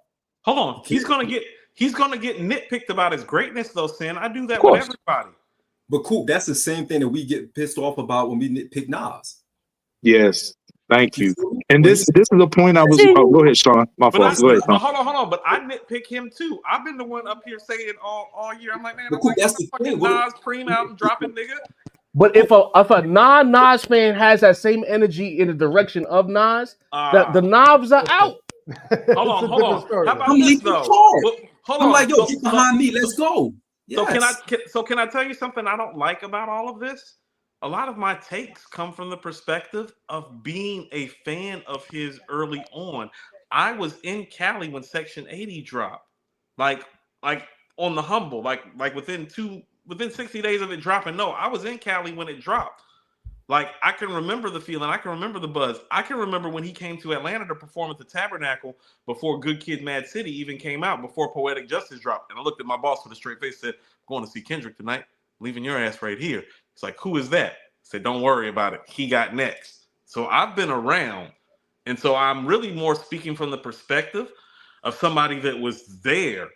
Like when he was making records like She Needs Me, and it was getting played like when MTV actually still played videos like that. I remember those times. I remember that guy. That's the guy that I'm drawn to. And so if you really want to know the truth, the guy that exists on To Pimp a Butterfly Sincere, like that socially conscious, aware guy, I can't stand that nigga. The nigga on here that's doing the West Coast boogie shit, that's evolving. Well, I don't mind the evolution. And that's what we talk about on Hard Part 6. Hold on. I think To Pimp a Butterfly is a classic. You asking me if I like that guy? The answer is no. You asking me if I like the music? Sometimes. Ask me if I think it's great. Well, yeah, because I understand what it means and what it represents and where he took it with the album. Is it my shit? No. That's why I've been asking him to make some Cali shit, which is actually my point. Well, this album is good because it actually satisfies people like me. Right. Like this is like the versions of him that exist on here. Oh no, give me this guy is actually my point. Don't give me the guy on Mr. Morale. Don't give me the guy on To Pimp a Butterfly. Right. Give me the guy from Section 80. So you should be content with this project. Right. Well, and to your point, Sin, because hold on one second. Sin brought up a great point with the sound of self-righteous, or like, you know what I'm saying, when he's in that bag of conceptual versus this album, which is more like just vibes and, you know, dope sonics and leaning into the West Coast. Because I was going to ask this earlier, and you said, Sin, that was another great point, that he talked about this on evolving past like the Black hippie stuff, you know what I'm saying, himself as an artist. I think that's the reason why songs like Watch the Party Die didn't make the cut. Because that's more in the vein of that guy, you know, who makes the, you know what I'm saying, the preachy, self-righteous songs or whatever. That song caused a lot of waves in the industry, but he didn't put it on, just like we talked about, he didn't put the diss tracks on this record. He didn't put Watch the Party Die on this record because that leans more into that aesthetic. He went for a totally different aesthetic with this record, and that's what I appreciate. Hey, can I say something right quick? Because I just had an epiphany about something, Jarv. I see you, Jarv. It's like, take next. You don't get to take everybody with you all the time. I'm bringing up She Needs Me. I'm bringing up Section 80. I'm bringing up Good Kid, Mad City. It's because, oh no, I'm a early on fan. Everybody doesn't come with you all the time for the full journey, though. And sometimes people have critiques along the way. Do y'all, like, let's bring it back to somebody legendary from the West who just dropped the album. Do y'all remember how some people responded when Ice Cube made We Be Clubbing? Right. Yeah. I remember. I was there. I like that song though, but I didn't too, but I remember the backlash. Yeah. Right. First of all, I still think that record's a banger, and I love that record. I'm one of the people that came with Cube. You feel? And it was for the Player Club soundtrack. Like it was like, you know what I'm saying? It was appropriate. Also for the longevity of his career, AG, that social commentary that he was given, like with America's Most Wants with 3Ks in 90, 91, that's not the climate in 95, 96. Right. He had to adjust to the times. Everybody doesn't come with you. So some of my squabbles with Kendrick, pun intended, is about me being one of those people that's like, oh no, I prefer the former version more than the latter. I do see more of the former version of this album. That makes me a bigger fan of this album. I said I gave it 3 5s and 3 4.5s out of 12 records. That means I think half of this album is fucking brilliant for the most part. But I guess my question is, if you have those feelings that you just spoke about To Pimp a Butterfly and about Mr. Morale, why is your tone not happier about this project? You're like, what I was hearing before was, oh, he doesn't have the creative prowess that he had with a Mr. Morale or a To Pimp a Butterfly or a Damn. You know what I mean? So it's like you're still finding something. No, hold on. He's fighting the fans instead of, you know, he's fighting Kendrick. Finding something to shit on him about. No. I don't think he's shitting on Kendrick. I think he's trying to right the ship from the fans over exaggerating Kendrick's greatness. So Coop feels like it's on his shoulders to like swing the pendulum far in the other direction to bring a balance. So Sin, here's where you and I defer. The only thing that I like about Mr. Morale is the writing. I think the rest of it is no good. I think To Pimp a Butterfly, even though it's not the type of hip hop that I normally listen to, I think that album is a masterclass on a few levels about a few things. And what I'm saying is that the guy that made To Pimp a Butterfly can't make a masterclass of an album like that anymore. And Mr. Morale is the proof to that for me. And so once I know that you can't execute that again, it's like, well, no, give me this instead. That's why I've been asking for the West Coast shit. If this is the level that he exists at, I actually think that this is a 4.25, guys.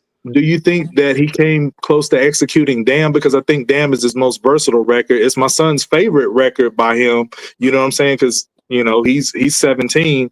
And I think this is another easy listening, versatile record in the vein of Damn. I don't think it's as good, but to me, it accomplishes the same thing.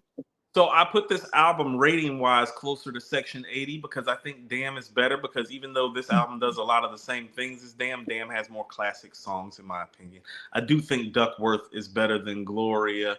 That's my favorite Kendrick song. I do think Love is better than Luther. You know what I'm saying? I think Element and Feel rhyme-wise is a level that doesn't get touched on this album outside of maybe that third verse or Reincarnated.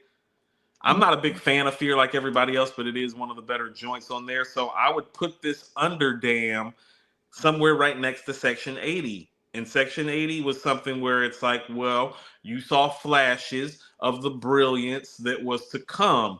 And I'm just saying, I think we're on the other side of the spectrum. Like, we got the brilliance in spades with Good Kid, Mad City, To Pimp a Butterfly, and Damn. No matter which album's your favorite, no matter how you feel about it, those albums hit the mark consistently, song-wise, theme-wise, cultural-wise, impact-wise.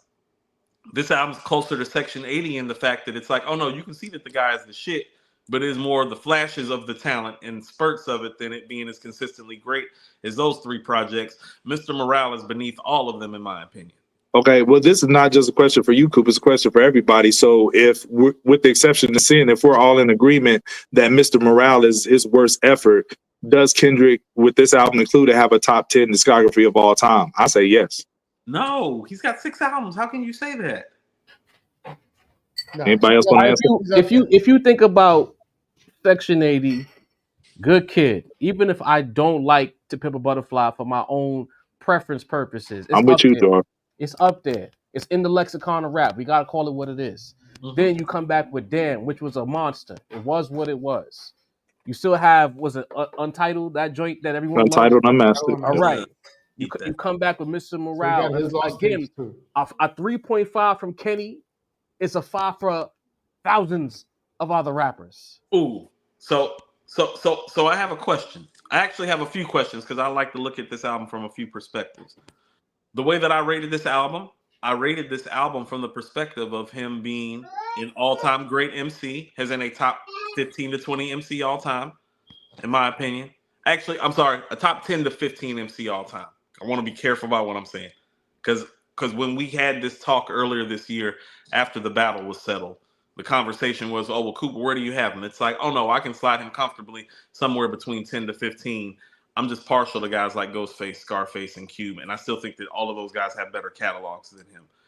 And that's my whole thing about it. I think what we saw is with the Butterfly. Hold on, Jar, real quick. The 5-year break is about passing Scarface and Ice Cube and Ghostface, like those guys. If he doesn't take the break, I think I have him ahead of those guys, and he is somewhere like 5, 6, 7. I think he's on his way. I think what we saw with Mr. Morale and the Big Steppers was him getting back in shape. You know, you take a 5-year gap. The Sonics changed. When he left in 2017, 2018, what rap sounded like didn't sound like that anymore. And he has certain elements, whether Sin wants to agree or not, there were certain elements of the previous sound that he was trying to bring in with what was happening when that album dropped. I think he's fully entrenched in hip-hop right now, especially in his city. I think he's fully back in shape. I think the best thing that happened to him was, one, us as a culture mostly saying this album ain't it. And then people getting comfortable, like Cole jumping out the window to say this album ain't it. than Aubrey telling him to drop. Aubrey was playing in his face. That is the true story of this battle, was that Aubrey did not take Kenny seriously. Exactly. And he found out. He right? misjudged. Absolutely. Now Same thing he's back happened in to Jay. shape. Same thing happened to Jay. All right. But I think Kenny is back in shape now. I think this project right here is the perfect situation of a rapper who got his legs back under him. He understands what's expected of him. He has You a wanna know city what? on his back. And I think even the next project, I think whatever he gives us next is going to be the conversation where we're like, oh shit, this is the album. I think, you know how we all, you saw what KD3 did to us in unison? Yeah. I think the next album, that's going to be the one where we're like, oh, he's wilding. But it looks like it's right around the corner because he did that teaser with that song that's not even on here. Like, he's in shape now. He wasn't in shape before, but he's back in shape now. Yes. do y'all agree? I don't know if y'all was on here in the chat with the point I made earlier. What J. Cole did on Might Delete Later lyrically was better than what Kendrick's doing here, but this album is overall better. Right. There it is. If that makes sense. There it is. Well, yeah, So, because hold on. Cole can't make these records. That's the Right. thing. You know what I mean? Like there's levels. There's That's levels fair. to the The feeling of the records, like big. like the catalog of styles that you can pull from. You know what I mean? Cole got maybe 2, 3 styles. You know what I mean? Kenny will have 5, 6, 7 styles. You know what I mean? He's showcasing wild styles on this album. Mm-hmm. Kenny's got more styles, and I don't know, Sin, if you heard some of my late notes. Like I don't know what part y'all heard, but I read like my notes on Glory, and I read that like vocally I was super impressed with him on this entire performance outside of reincarnating. Like vocally, sometimes I don't always agree with some of the stuff that he does and tries. I feel like he hit the mark vocally on this album. Style-wise, he's always had Cole beat. Can I ask you all something? And I know this because I'm from Charlotte. My family's from Charlotte, even though I was raised mostly in Atlanta, and I obviously spent time in Charlotte as well. Do you think Kenny's ability to get in multiple bags has something to do that he comes from a hip hop culture and climate from Compton, California, that allows him to jump in a bag like this? Like I say this respectfully about my home state, North Carolina doesn't have much of a bag. You want North Carolina has a bunch of niggas from Queens and Brooklyn that moved to North Carolina and made it kind of East Coastish. You know what I'm saying? I say that from knowing it well. Does Cole suffer from where he comes from as opposed to Kendrick in terms of being able to craft out a style? Because I've been asking to make Kendrick to make a West Coast album like this because I don't feel like he's made one since Good Kid, Mad City, but also because I've been to Cali. I know what the climate sounds like. I like what the climate sounds like. I like the shit that they ride to. I feel that shit. I always have. And so is Cole suffer from that? Like stylistically, is he losing some of this because of where he's from? No, I think he's just not a killer. Okay. We gotta stop finding qualifiers. He's not a killer. Heart don't got region. Either it's in you or it's not in you. Well, no, I think what Coop is asking more so is like the rhyme styles. No, he spent mad time in New York. He was the variety of styles, and I think that I don't know. I think I might agree with Coop on that point. I mean, possibly. It's hard to agree with Coop, ain't it? Like, it's not even. I don't think First of all, that's the first time Sin's like a nigga twisting your arm and shit when you agree. I don't think that you. Let's timestamp it. Y'all got to timestamp it. I am timestamping that, Sin. That's the first time Sin's ever said that. Yeah. Hey, I just feel like he don't need to have multiple bags. If you're good at what you do, you don't need to be that much dexterous. We can't say that because we value big. We value big way too much for you to say that. Hear me out. Because at the point of Might Delete Later, the conversation surrounding J. Cole was where exactly he landed as far as 1, 2, or 3. And in a lot of conversations, at the moment of, he was number 1. And he didn't do that with a bunch of bags. He did it doing what he did. If he was hitting you with elbow pull-ups, it was elbow pull-up from the left side, elbow pull-up from the right side. He stayed in his wheelhouse. If I was feeling good, I'm gonna shoot the 3. Right? But that's the thing. That's the difference between like a Kobe and a Tim Duncan. What I'm saying is, Jarv, hold on. I got something for you. Here's why I'm wildly fair about all this. When you're talking about Cole ascending to that position, I have been sitting in here in this chair saying, nah, this mission is not complete until you drop an album that reflects all these verses. I've been hard. It don't matter now. He gave up his position on this show all year. I'm like, this nigga better make that's what I was trying to get to, Adriel. Like, I know what you look like in 16, 24, and 32. But Cole What didn't does your lose his project spot look because like? he didn't have a bag. He lost his spot because he had no heart, bro. He gave it up, Coop. If he dropped Cuban links, No, it don't matter.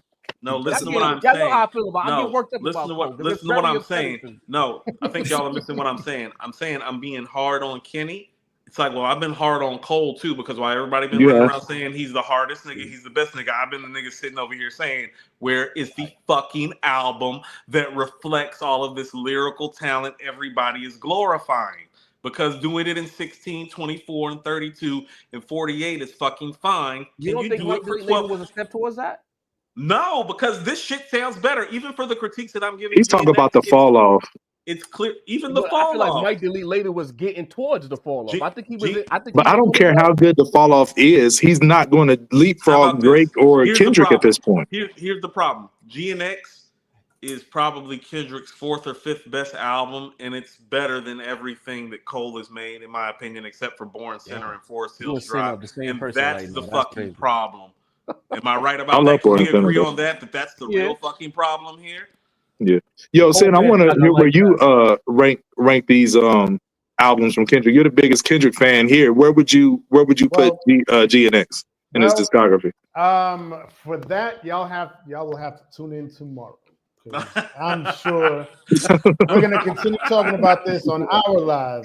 And I gotta think on it a little bit, a little bit harder, pause. But tune in tomorrow. Sin, where do you have Kendrick all time? Where is he for you? Now pretty easily top 5 for me. Top 5 what? Top 5. Hold on. I got him at 10 solid. Who's ahead of him in your opinion? Biggie, Nas, Jay, and who's the 4th person? Rakim? No. Ghost, Pop. Biggie, Nas, Jay. Scarface? You sure? Damn, Ghost how did I just forget my top 5? Because I feel like who do I have? Okay, no, hold on. All right. So me personally, it's Big, Nas, Jay, Common, Tom, and Kendrick. So you got Big as the GOAT? Hold on. I don't know if it's tough. It's tough. He's the best MC. I get what you're saying, Sin. He's the best MC we've all heard in a vacuum. Yeah, exactly. Yep. Yeah. So in my personal top 5, I got Common. This guy loves Common, bro. It's crazy. I had Common and Ghostface in my top 5. Okay, Sin. So the Auditorium or GNX? Well, here's the thing. GNX. I was talking. Oh, hey, hold on. Answer that question, Sin. Hold on. I'll get there. But I've been talking to these fellas all year about somebody's gonna have to, like, since Kendrick has been running 2024, somebody will have to move out of my top 5, and it was gonna be Common or Ghostface. And based on the albums drop this year, it had to be Ghostface, and it hurt me. It hurt me, like, you know what I mean? Like Wesley Snipes. Sean shed a tear on that. Hold on. Sin. I had to move him out. I'm sorry. Sin, you got Com at 4. I love Com. I have Kendrick ahead of Common. Matter of fact, when I did my list earlier this year, I slid Kendrick and Common right next to each other, but like outside of the 10. Common to me just embodies that, like bars, lyricism, just the b-boy energy, battles. You know what I mean? He went at it with Q. You know what I mean? No, he beat Q. And he beat Q. And he went at it with Drake. You know what I mean? And that, he lost that one. Yeah. Well, what are your 5 favorite Common albums? Yeah. What are Common's 5 best albums to you in order? B and Like Water for Chocolate. 1 and 2. Those can interchange 1 and 2. 1A, 1B. Fond and Forever. Big fan. That's my number 3. What's this one? One Day It'll All Make Sense. That's and of course, Resurrection. Resurrection. Yeah. I got the same 5. Yeah, we got the same 5. But you didn't answer the question: Auditorium or GNX? What do you got? Y'all gonna have to tune into Nah, don't do that because you know you ain't answering that question on your line. Look, GNX the just dropped. auditorium's Listen, boring. GNX just dropped 2 days ago, bro. I can't answer that yet. Let me tell y'all something. I gotta live with it. I gotta live with Never it. get Sid to say something wrong about Kendrick Lamar, even if it's true. I gotta live with it. Okay? Right? No, if I'm being honest, right now, it's still the auditorium. There you go. GNX just came out 2 days ago, but let me live with it for a little bit. You trying to plug people over to your live, knowing you ain't gonna say shit about Common tomorrow. He's from Brooklyn, right? He's like, it's from Manhattan. I asked that question, not Jarv. You know Jarv ain't gonna bring up Common tomorrow. I mean, he's from Harlem. Yeah. Oh my goodness, that makes sense. I mean, that was going to be the topic tomorrow. GNX but like not touching the auditorium, bro. Year end, we are going to be talking about albums of the year. Okay. Next month. Kenny ain't gonna be in that list for me. Jarv hold his feet to the fire. Pause, like you know, what I'm saying to answer that question. No, man. Have y'all rated this album? Because y'all went live yesterday. I started catching some of the episodes. That was a pretty rough reaction. Yeah, more of a reaction than a rating, you know. Okay. I didn't get too far. Get more into like breaking it down, but I'll tell y'all right now off the rip. Spoiler, it ain't gonna be on my album of the year list. You know what I'm saying? It's good. It's really good. But album of the year. How come when I say it's good, it's not okay? But when you say it's good, because you sound like a hater, Coop. That's New York bias bullshit. Yeah, your tone. I don't like your tone when you say it. I don't like none of y'all. I don't like your tone. Do the other fellas like it? Does Deanie and Mace like it? Yeah. Universally, we all rock with the album. I personally. I got Schoolboy still as my album of the year. I think that Gibbs has made big leaps with his project. I think Stabbed and Shot 2 is up there for me as well. That's the New York bias in me. I feel like more people need to listen to Stabbed and Shot 2. But GNX is up there, but I got albums ahead of it. I got Gibbs and Rhapsody ahead of this Kendrick personally. You got the Future Metro album, We Don't Trust You, ahead of this album? Nah. Okay. Nah. But you got Blue Lips ahead? Love Blue Lips. He loves. I got Blue Lips. Cali is running this year, Coop. They really are. I think Blue Lips is jarring for some people, but because I've been following Schoolboy, I think this was the natural progression for his career, bro. I think this album is a sonical adventure. Look, let's call it what it is. Jarv is a low key closeted Schoolboy Q stand. No, Q's my favorite guy. He can't do no wrong. No. Q's my favorite guy from the crew. I just don't think it's as good as Crash Talk, Blank Face, or Oxymoron. Oh, it clears Crash Talk. Clears. I probably like it better than Crash Talk. Okay, so I like how it was highlighted on Hard Part 6 about Q not even wanting to rap at first. That was It was a whole hold on. Who decided to rap? You know what I'm saying? Hold on, real quick. Crash Talk got recorded.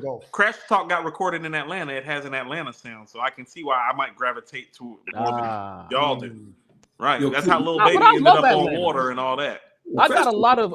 I love T.I. I love Future. Atlanta. I don't have no issues with Atlanta. I like to poke the bear when Atlanta get to talking about New York. The New Yorker got to talk about Atlanta. That's all.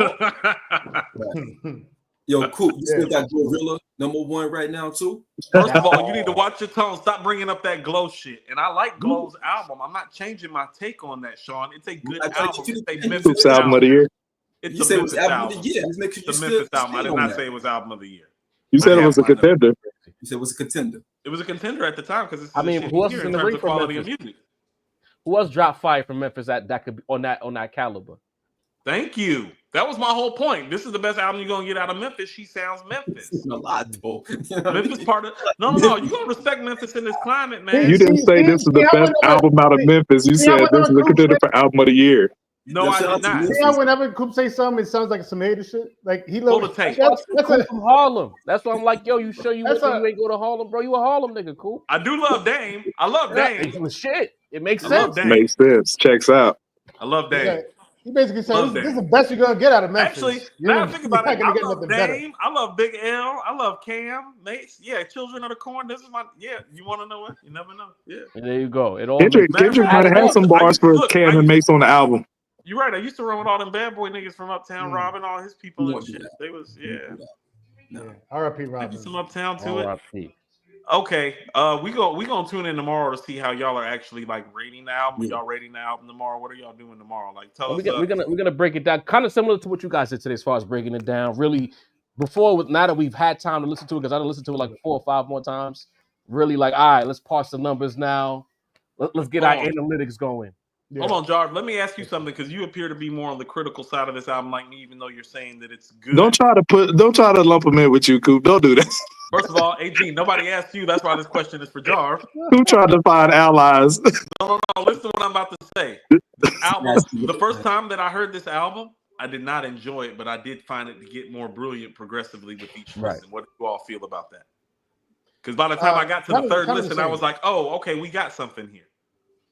Kind of the same, and I'll get more into this conversation tomorrow probably, but after several listens, like now I know you have to know where an artist is going, and like on first listen, if you don't know exactly where he's going and he's not going to a place that you expect him to go, like it's a little jarring at first. But now when I know, this is what he's going for, this is the sound and the vibe and the energy he's going for, you know what I mean? And he's putting on for Cali.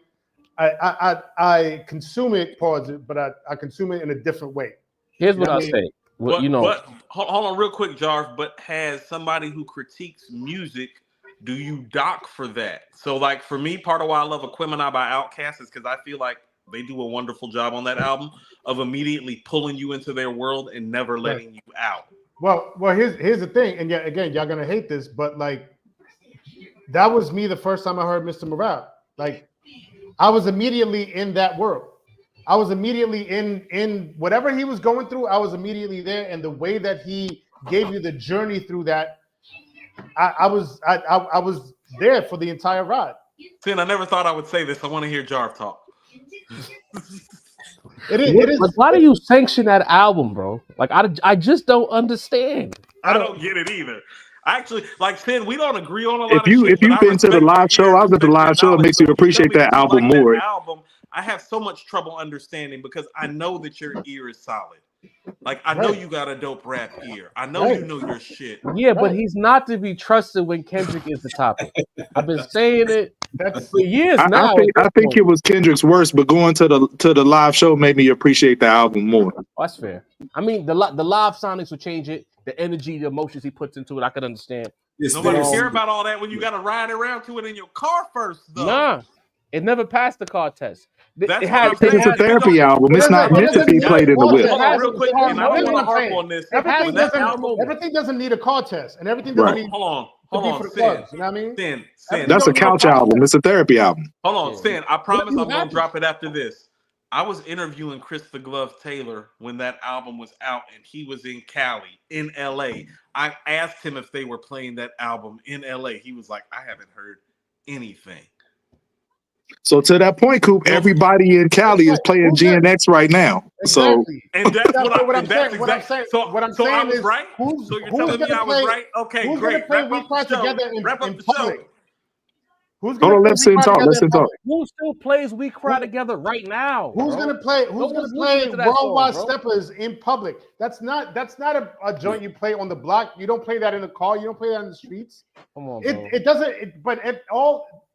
Everything doesn't have to be for the same place all the time. I understand that. There's stuff that can have a different place, and if it's not places that y'all be at or y'all want to go, then that's fine. You know what I mean? But if y'all don't allow y'all mind to go to where Kendrick went to on that album, that's not a you problem. You can't. You don't get to judge people because they don't like a mid album. I'm not 3.5, bro. I'm not saying I'm not judging. 3.5 is a fair rating. But I feel like y'all judging me for liking it, and I'm just saying y'all. We're judging you for not being an impartial judge. It's not.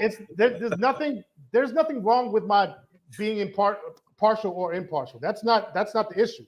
The issue is that I was on the wavelength of this album and y'all weren't, and y'all gonna take that as some type of dismissiveness. It's not dismissive. I was on the wave, so you was on some mid shit. You was smoking Reggie. I beat that shit, nigga. Yo, I gave it a 3.5 too, and my homie told me I was being way too generous. I was like, "Hold on, Sin." So you got? I'm just understanding. Big Nas, J, Common, Kendrick, Ghostface. Where do you have Rakim, KRS-One, Cool G, Rap, and Kane? New York. Yeah, I mean, I'd have to toss it out. Sim probably got Andre 3000 in there somewhere. He got 3 sets above over them. Are any of those guys in your top 10? But Rakim is definitely in my top 10. Okay. Possibly G-Rap, but he wasn't as impactful as Rakim was. No. Yeah, but I mean, you kind of put him in this, on the spot No, I'm right just now. Like, asking. we're not talking about top 10s. I didn't have a list ready for you. Okay. Crazy. But yeah, Who tried to get the spotlight off him? Said he making it hot for you. Hold on. It's a diversion. AG, stop saying that when I ranked the album higher than you did. I gave it a 4.25. Of course, you're gonna try to save yourself and say, matter of fact, I haven't gave my rating. It's higher than these guys. Like, come on, Coop. No, I rated all the songs. You rated it like you wanted it to be trash. Like, fuck, this song is good. Damn, this song is Yep. good too. God damn, this song is still good. So I tell you what.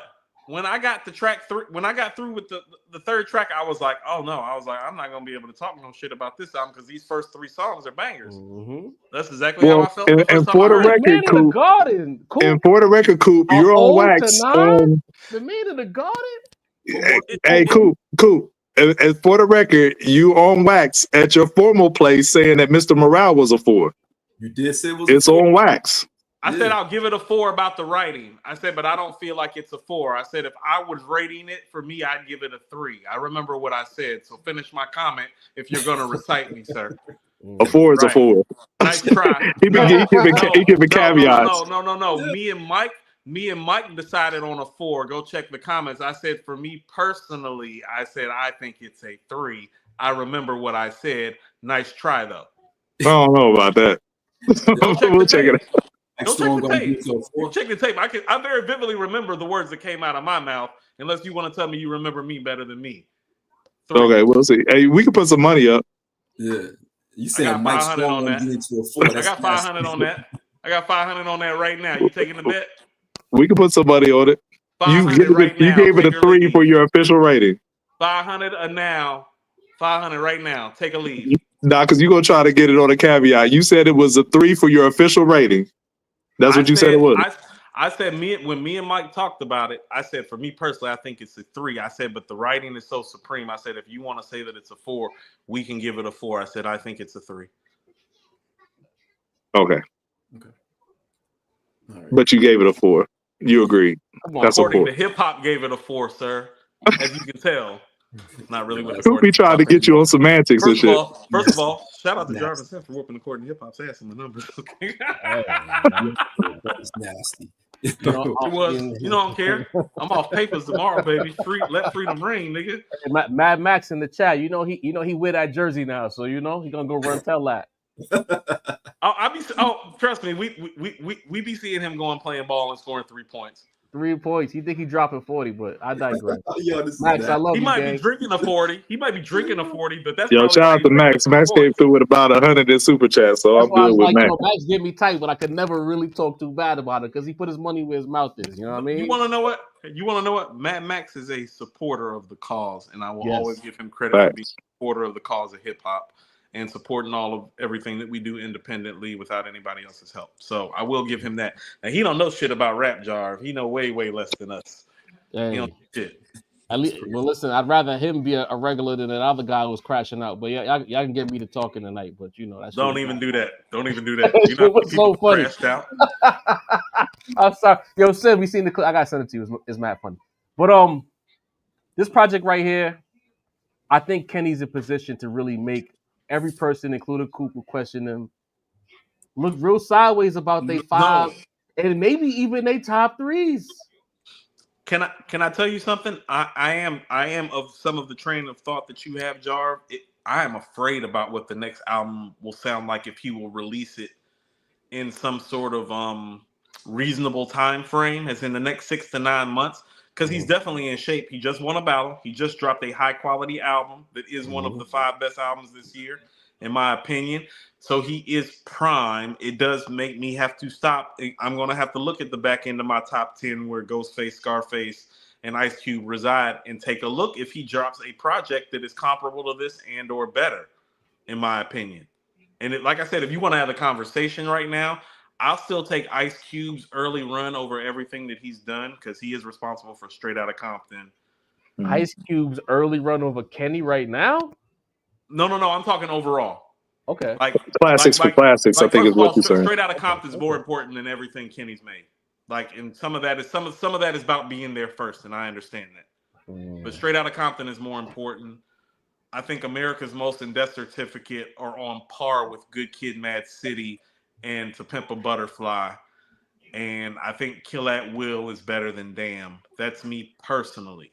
I think GNX is going to be a very important album. I think it's still very early, but I think No, this that's is going to be a checkpoint album in the conversation in his career. so GNX makes it conversational with Ice Cube is what I'm saying. It's like, I got Cube at 10, and if you're telling me he's shit looking like Cube's, and you know what I'm saying, but Ice Cube is also still dropping music, and even though his album is not as good as this GNX, it is a pretty good effort for somebody that's been in the game as long as he has. Right. Well, I told Sean I'm going to say this on there, but I'm going to go ahead anyway. But I just didn't want to draw certain comparisons or whatever. But take this with, just a slight grain of salt. Like I said, for me, this album, remember when Nas dropped the surprise Magic on Christmas Eve, and then on Ugly he said, KD3 on the way is just to feed the buzz.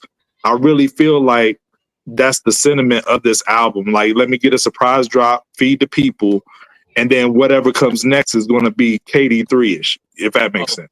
Can I? First of all, I don't think that's happening, but I'm a hater according to UAG. But I do want to address something. I do not like some of the tone, and this is something I did dock a little bit. I do not like how he is trying to talk on here like he is some sort of underdog when he starts off this album. He's talking about only Nas congratulated me. It's like, first of all, nigga, I was there from the jump. People been congratulating you since you walked in the fucking door. Don't do that in year 15. Stop acting like people. Even Jay has acted like an underdog at some point. AG, let me finish, if you don't mind. Go ahead. We know that everybody don't matter. He needs to stop acting like people ain't few been matters more than the congratulating many, him for the last. No, he been getting congratulations and salutations for the last 15 years straight without a fucking break. He don't need to play no under. Nas the only person to congratulate. Stop that shit, nigga. That's like that bullshit, Lauren. You know what that is? That's like that shit Lauren kicked on nobody. I'm saying, but don't sometimes we need to create. We talk about you being late because you were entertaining like rivalries. But that was a true. That was a true statement, though. He was the only person who thanked him publicly. Or to Jordan, and I took it personally. You know what I mean? Yeah. Like sometimes you got to create that edge for yourself. That's number one. And number two, the LeBradford Smith mentality. What was Jay doing on the Blueprint? You know what I mean? Hold on. He was acting like the underdog. Hold on, Sin. I said in my notes when I was talking to AG about Man at the Garden, I said no. He has. I do not think he's the GOAT, but he has a competitive fire like he is the greatest of all time, and I do acknowledge that. And I put that in my notes, and I said it live tonight. So I'm not trying to take that away from him. He does have. I don't think he's the GOAT. I don't think he's top 5. He does have that level of competitive fervor and fire. And I think the battle that he won this year is the prime example of it in terms of his ability to showcase that. Because I never believed no boogeyman shit until he just did what he did. I'm like, boogeyman. I'm like, nigga, please. It's like you ain't never boogied on nobody.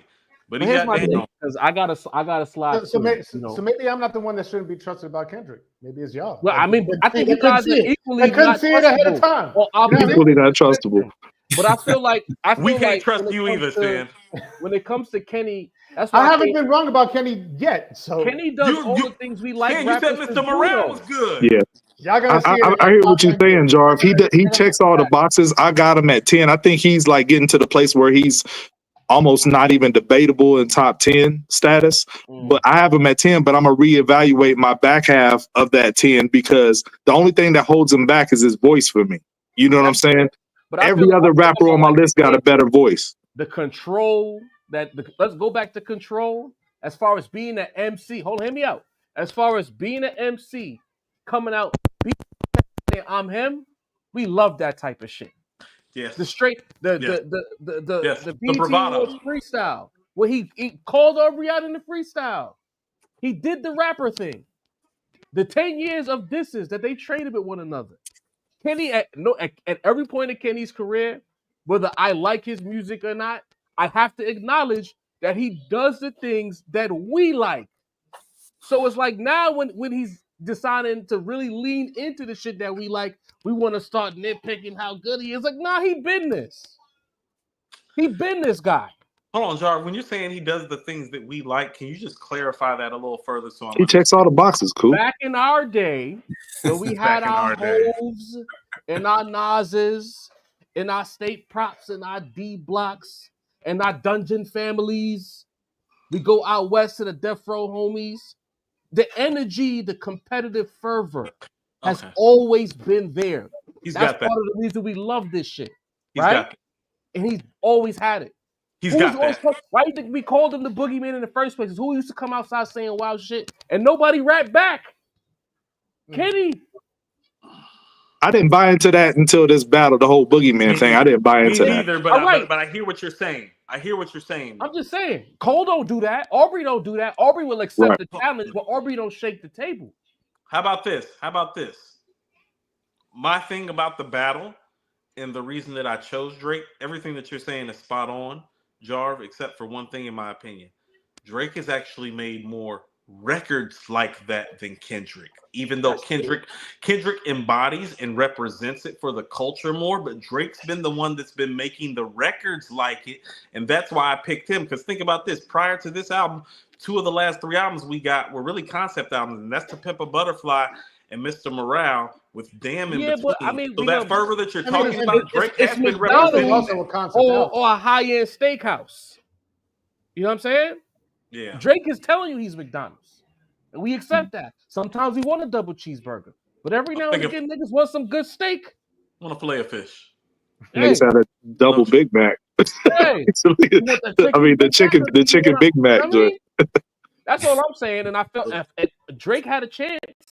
Drake got a 3-peat from KFC this year is what he got. And because to me, Drake rapped. Like I said it on our pod. I felt like he took as an opponent Pusha T more seriously than Kendrick as far as rapping. The respect I still don't understand why he took that approach. No, he didn't. Jarv, how can you say that? Like, no, this okay. So when Sin is saying the same things that he's saying about Mr. Morale, Drake is my answer for why those things aren't true, because Drake was hearing the things getting said on Mr. Morale and was thinking to himself the same thing I was thinking, which is, man, I got this nigga faded on some rap shit, and I never thought that was going to happen. All right, but he didn't rap that way. All right, so boom. In the same, because it's kind of crazy the similarities. In the same scenario with Nas and Jay, where Jay thought that Nas was out of here, right? Nostradamus, Did he try to go shake ass and say drop, or did he throw a haymaker on the takeover? He tried to get Nas out of there. Oh no, he tried to get rid of him. Drake never threw the haymaker. Yeah. No. So, I've heard you guys. Go ahead, Coop. Just real quick, Jar, I did say on this show that Drake played and failed the situation the same way Jay failed on the takeover. You don't make 2 verses about Prodigy and 1 verse about Nas. What the fuck are you smoking? But I'm saying that's hindsight. In real time, Prodigy was that guy. When you're the king, you have to have foresight. You don't get hindsight. No. You have to have foresight when you're the king. That's why you're king. That's why I'm saying that Jay wouldn't play in his face. Jay didn't play in Nas's face. He thought that Nas was out of here, and he said, this guy's lame, and his albums don't hit. He checked every box as a rapper to diss another guy. Absolutely. Drake never did that. Drake was playing. He was trolling on Instagram. He was doing Drake didn't check all the boxes? AI verses with Snoop voice and Tupac voice and shit. Like, when did he really rap at Kenny? Not until Family Matters, Coop. And even then, in Family Matters, the nigga is singing to Kenny. And then when Kenny punched him again, now he want to rap on the Hard Part 6. It's too late by then. You got stepped on already. So you're saying it's too little too late? Where was the Duppy? He didn't have a Duppy freestyle at no point in this process. Right. A Duppy freestyle definitely would have helped in this. I like Duppy better than Adidon personally, but Adidon was more damaging. Okay. Adidon's more. You're right. Duppy's a better record than Adidon. Well, look, we have to really look at Drake's record now, because it's like after Pusha and Kendrick, like, all right, he beat Meek. Is that his claim to fame? Hold on. HBO boxing tomato can. I'm just saying. Maybe we want to know what he was giving Drake too much credit for. You want to know that battle with Meek? Man, but I mean, Duppy was a good diss record, but it wasn't damaging. Where is Stay Scheming? He doesn't have that. Stay Scheming, that's what he should have done. Stay Scheming was a lot harder. Fellas, hold on. The real hindsight is the fact that, and I'll be the first one to admit this, did we overrate Drake because we have Meek overrated because of what he did to Meek at the time? Because Meek at the time, let's keep in mind, when that battle happened, everybody thought Meek was about to rip Drake to shreds. I mean, he should have. He did. But I think Drake gets, he should get credit. I mean, he gets in the ring, like Jarv said, and he holds his own. But did he might win have a took some battle? L's, but he holds his own. But did he win a battle against a C-list rapper that we thought was an A-, He got B+ Common rapper? out of there, cool. Common. He in your top. He in Finn's top 5. He beat Common. Look. Like I He said, did beat Calm. He beat Calm. Like I said, that was an aging Calm. That was out of sync Common, not an aging Common. That was twilight of his career Common, man. That wasn't the same but Common. An older Common just made the auditorium. What we doing? Yeah, but to Coop's point, battling and making positive music is two different things. Well, when it comes to your favorites, boy. But to Coop's point, I've heard y'all on y'all's podcast put this as the greatest rap battle of all time. That's why I can't personally do that. It's the biggest and the most grandiose, but I can't put it over Jay and Nas because that was literally close. And everybody who had Kenny winning had him winning decidedly anyway, and didn't want to think that Drake was a worthy competitor. So it's like, I think Drake held his own personally, but it wasn't, the two titans going at it wasn't as evenly matched on the scorecards, you know what I'm saying, as a lot of people would try to make it out to be. And plus, Nas and Jay had Stillmatic and Stillmatic and Blueprint classic albums to boot, which, you got the GNX now, but it's not a classic, and Drake doesn't have anything to go along with this battle. I think for me, we put it up there because of what happened on that particular night, that Family Matters and Meet the Grams. That was a great time. Jarv, hold on. That's my thing. Then call it the biggest night. Don't call it the biggest battle, because Jay and Nas's battle is GOAT talk. That is about the battle. I don't think that this right here, this is not a number one. This is for the best of this era, not the GOAT. Like that was to me, because rap changed that night. The history we know it changed that. That's why we put it up there. Because hold on. Jarv, we're not going to know how much it's changed until time goes on. You're saying that social media adds to that, though. Kenny's not the clear number one now. Is Drake? But Jarv, it's number one for an era, not number one all time. That's what Jay-Z and Nas was calling for. Jarv, let me submit something to you, if I may. What if I were to tell you that it's like, because of all the undertones and because of how Kendrick started off this album with the Wayne shade, not a shot, but shade. That's not shade, bro. It was. I told the fellas behind the scene, I said, it wasn't like disrespectful as an open hand slap to the face, but he definitely like snuffed the nigga a little bit. Nah, what if I told you, if Wayne decided to respond, he'd be in his right to. But what if I told you that we might get a part 2 or even part 3 to this Kendrick and Drake thing? What if this is not over? What if we're getting our first, Ali Frazier, where it's like, no, these niggas is gonna fight a few times? Has anybody thought about that? I don't think like I said yesterday. Until if I was Drake, you're not doing me like this. I'm coming to get you. Until Drake decides to respond to Kenny properly, he can't do shit. He's in checkmate. He has to fight him again. There's no escaping this. Thank you. Hold on. So Jarv, isn't the table really being set? And Kendrick knows this, which is why he kind of poked at Wayne. Isn't the table really being set by Kendrick? I don't think that line was no worse than Nas checking Pete Rock. AG, can I finish? Drake got to show me he could do it at this point, because I came in like you, Coop. I thought Drake had him, and then I seen what Kenny did. Kenny beat him on every level. No, he beat him. But if somebody beats your ass and they keep poking at you, 16, are you not going to beat the Grams? But how's that make Wayne look if Drake got to come to his defense, because Drake did that with Pusha T? So how would that make Wayne look? Hey, them dudes is food, man. At this point, I hate to be that guy, but they're gonna have to show me. You think Wayne food? You think Wayne food? Wayne is not battle tested, bro. Like neither was Kendrick until this year. Wayne is a buffet, bro. Hold on. He'll lose his last remaining dreads off his head. No. Everything y'all are saying about Wayne, I could say about Kendrick until this year. Everything y'all saying about Wayne, I can say about Kendrick until this year. Don't do that, cool. Don't do that, cool. Cool. Hold on. Where was Kendrick battle tested prior to this year, fellas? Prior to this year, when was Kendrick battle tested?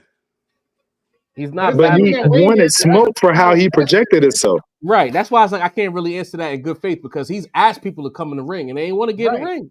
He was Terrence Crawford. Nobody wanted to get in the ring with Crawford. Absolutely. And as soon as Spence got in the ring, what happened? He got punched on. And everybody loved Arrow until he got punched on, right? Right. And then Pusha T was begging Lil Wayne to get in the ring. And he said a few bars and it was nothing to him. Pleading with him to get in the ring. And then Drake had to come into the fray, and Drake took those lumps, but at least he got in the ring. Hove out of here. He tried to call Hove number. What happened to him? Yes. Hold on. First of all, there's no pulling Hove's number unless you're Nas.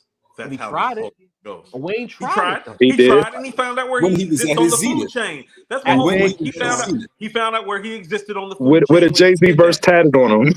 Yeah. Come on, cool. Crazy. Wayne Fellas, is I got to slide. My time is up here. Man, hold on. I just think it's crazy. I know what happened. I think it's crazy that Kendrick gets to not be battle tested for 15 years, and y'all call Wayne food when he. One guy says, "Get in the ring with me, please." Everybody says no. The other guy is giving you rudimentary punchlines from the early '90s. Y'all said he was the best. I just don't understand. It's not even the same. It's not even the same. Yo, that Control verse ain't like that. It's not even the best verse on the song, Jarve. Oh, but again, is Wayne giving you a like that verse? No. Ain't no big three. It's just Big Me. No, he does not have. You want to know what he lacks? He has bravado. He does not have the battle rap bravado. Isn't that part of being a rapper? The bravado. Everybody. Welcome to the new hill that Cooper's going to die on. No. I specified. I said he does not have Kendrick's battle rap bravado. He doesn't. He does not talk like in those battle rap terms that Kendrick. Everyone is like real G's moving silence while Kenny's out here saying, "I dare one of y'all." Hey, I respect that Coop found him a new hill. Like, I respect it. Said, "Oh shit, this is real." Never mind, guys. 52,000 of his fans. It's not right in my spirit because he knew what was coming. Yeah. Drake ain't make nobody run away from a fade or Wayne. A fair fade at that because it was just bars at that point. Facts. And he had a bar for Cole on this one. Okay, he said, "F your apologies. I want to see you geeked out." No. My problem. I'm gonna tell you the truth. My problem with Cole ain't even the Carolina shit. It's like you's actually up in the fade. How you gonna step away when you like up in the fade? Like if you put money down, if if it's January and you notice if it's January and you notice dance is happening and you've been listening to rap in the 2020s. You're not putting your money on Drake or fucking Kendrick over Cole if you have been listening. That's my problem with how he played it. It's like you was just about nigga, like you won battle and one album away from pole position from this era when you've been third the whole time. And he gave that up. I don't care how good the fall off is. How can you let that go? He'll be third with a classic. How can you let that go? How can you let that go for a man that has not made a great album in 8 years? No heart. Cool. He relinquished it. He doesn't want it. I understand it's North Carolina, Coop. I get it. But then after years of saying you the best, your chance to prove it, you run away. Don't come back, man. Don't come back to the unbelievable. Yeah. Unbelievable. But fellas, I gotta slide up out of here. It was a good run. Me too. The door's open for y'all to come across the street to us whenever it makes sense. Whenever y'all ready, just holler. Sean, Coop, holla at me. We make it make sense. Yeah. No doubt. Easy. Peace, y'all. Yes, sir. Yes, sir. Yo, let's get these super chats, fellas, and let's get up out of here. Let people get back to their Sunday. AG or Sean, y'all gonna have to take the super chats because my system shut down and I had to reboot, so I lost my super chats. No doubt, I got it. Let me see where can I get to. We got Mad Max. Of course we do.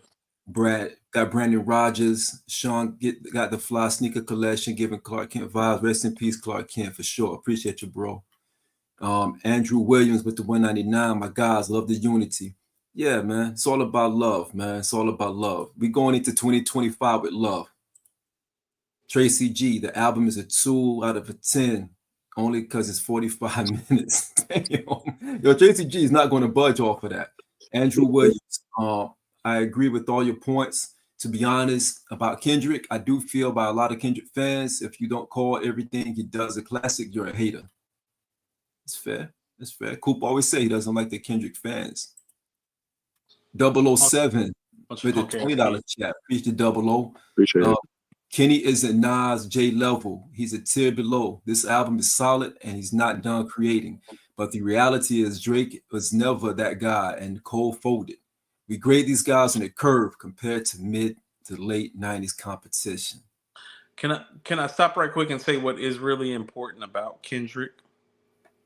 and this is where he has even separated himself from Drake and Cole. When Drake and Cole drop albums, we don't have top 10 all-time rapper conversation. Every time Kendrick drops, we do.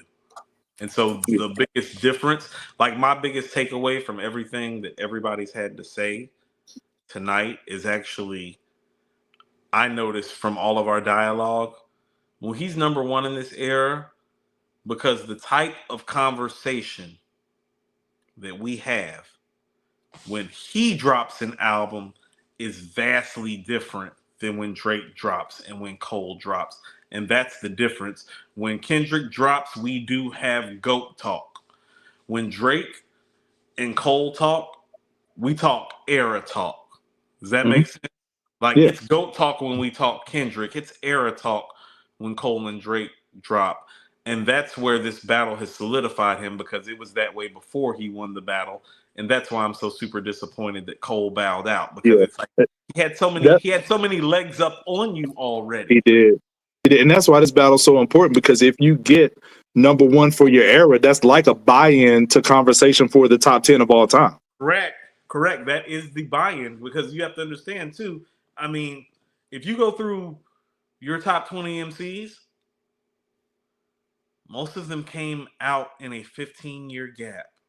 Most of your top 20 MCs fall somewhere between 85 to 2000. Tell me. And let's be real. A lot of our top 10s are not number one for their respective eras, but that was because competition was more heavy back then, but you can only play who's in front of you. Scarface and Ghostface are the only people in my top 10 that weren't like considered to be number one at some point while they lived, though. Yeah, but the overall catalog start to grow. Yeah, everybody else was number one, and I do think there's some Wu-Tang bias and some Southern bias that comes with Ghost and Scarface not having that, because to me, Ghost is the best MC when Supreme Clientele comes out, and Scarface never got his moment, mostly about Big J and Nas, because when he made his best stuff, they were all, and Pop, those four guys. I'll give you that. I was gonna say, I give you that on Face, but as much as I love Face, 1 year doesn't constitute an era. Yeah. What do you mean? Like, even if Ghost is the best MC in 2000, that doesn't mean he's the best MC for that era. Like, that's just wraps up that year. No, okay. So I think, how about this? I have Scarface ahead of Ghostface because they exist in the same era, and Scarface is more influential and more impactful in his region. The albums and the bars are comparable. What Scarface means to the South and what Ghostface means to the East is totally different, because Scarface down here is Nas, is Tupac, is Big, is But look at the field you're comparing it to. You're comparing two different fields. You're comparing, Ghost to 80% of the populace that we consider to be up at the top of tier. You're talking about Big, Nas, Ray. You're talking about a different field. No, that's where Ghost exists. Don't you think that's where Ghost exists? He does. He's part of that field. Yeah, he's part of that field. I give Scarface the advantage because they exist in the same field. Oh no, Scarface is that nigga down here entirely. And look, and the only conversations about it being different are related to Wayne and Andre. Yeah, like when you talk Ghost and you talk New York, it's like, no, there's Nas, Big, J, KRS, Rakim, G-Rap, Kane. It's a different Ray, field. Meth, Kiss. You got to keep going. Yeah, it's a different field. Yeah. Ghost is a victim of his climate, his New York climate. Yeah. Scarface is that is where Scarface is most beneficial, is because, well, he is our first all-time great Southern rapper. Absolutely, big fact. That's respected not just in the Southern region but everywhere. Yes. No. Like I'm saying, as far as a guy to come out of the South, he's the first all-time great rapper to come out of the South, and that does mean something. And he has the material, bars, guest appearance, like he has everything, and platinum and gold plaque. Like he has everything. Checks every box. Validated. He checks every box. I can't put Ghost over him with all those box checks. No doubt.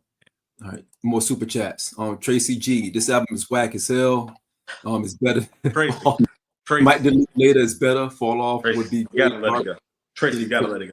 She's not gonna let it go. I appreciate that. Jermaine Johnson with the $5 chat. Hip Hop Talks collabs with rap roundtables at the Avengers of Hip Hop Media. Fellas, Pete, please do this more often. No doubt. Again, the mantra of 2025 is love. Everything is love. CJ the Kid, $10 super chat. Can you guys do a Kendrick Hip Hop Talks versus Q roundtable station here, like Mad Max said, since Wu versus who's NT isn't happening. Native tongues. He's so mad about native tongues. You want to know what? Hold on, fellas. You want to know what we should do? We need to come up with some playlist battles to run on Station Head for Thanksgiving. We're not going to be like, I know we've had a couple of conversations, but what do you think about knocking out some of these battles? Because I know we've been doing some battles in the Discord, Coop. If you was in the Discord, yeah. First of all, I won't be jumping in the Discord. I jumped in the Discord and jumped back out. Okay. You all right. I just jumped on Twitter today. Niggas should be happy I came outside to play this year.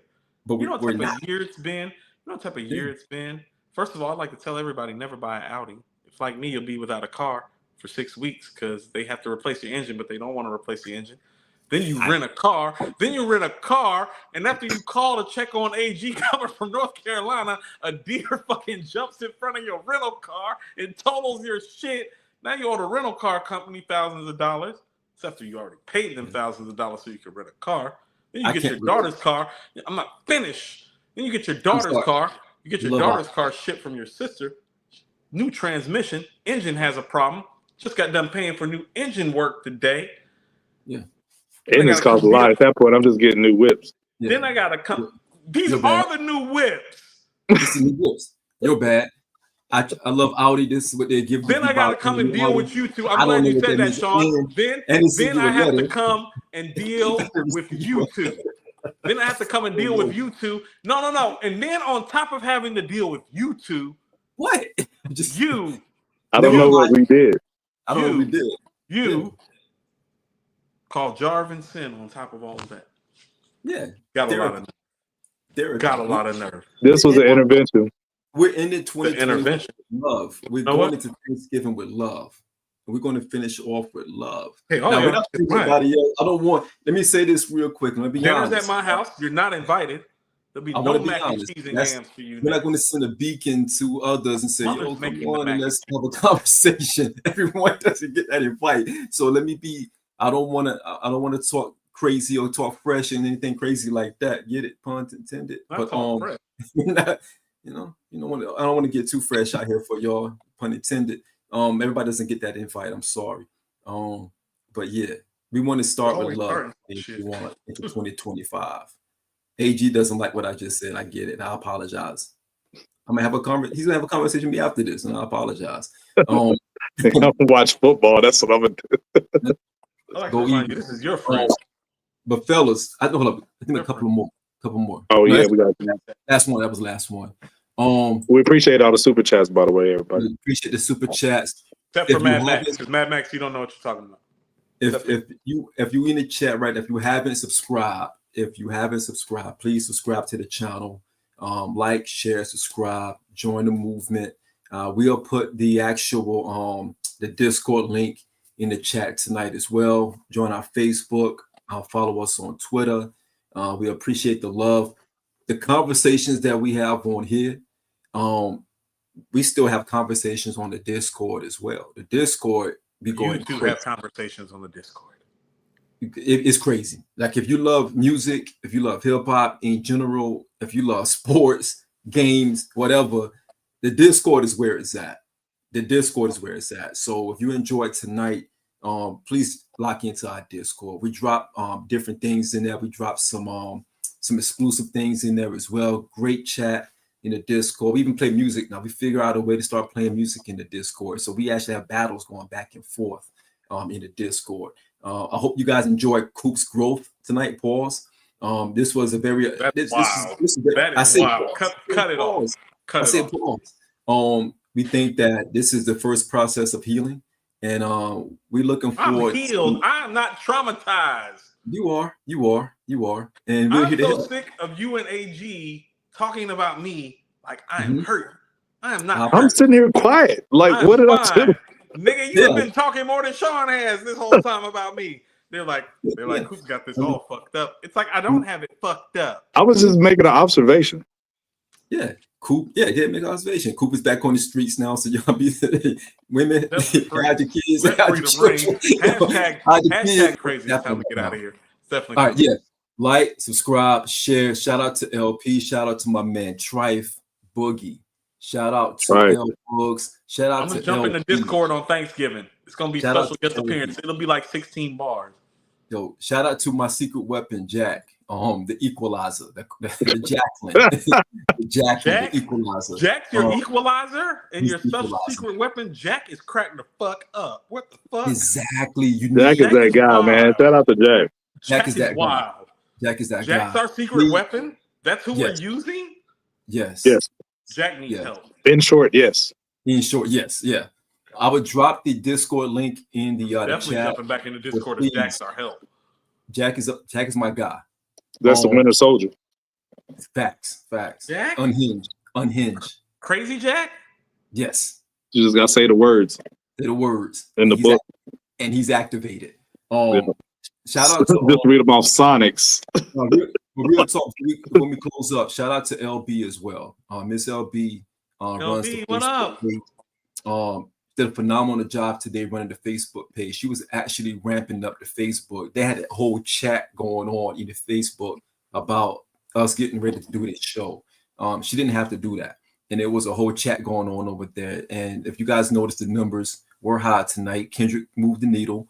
And we wanted to give y'all the best show we possibly could. We wanted to have a lot of great conversation. And we also wanted to make sure we throw some surprises in there. Again, our mantra going to 2025 is all love. And we want y'all to join the movement, join the love movement, join our Discord to connect with us there. Join us on Twitter, of course. Make sure you like and subscribe and share. Tell a friend to tell a friend. We'll be back on Wednesday night. We'll be back on the night before Thanksgiving. So hope y'all can tune in with us then. We got some more stuff coming up. We got some prizes and everything coming up for the holidays. And we got y'all. Coop is back home. Coop is back outside now. All right. No boundaries no more. So everybody be careful out there. And we out. Peace.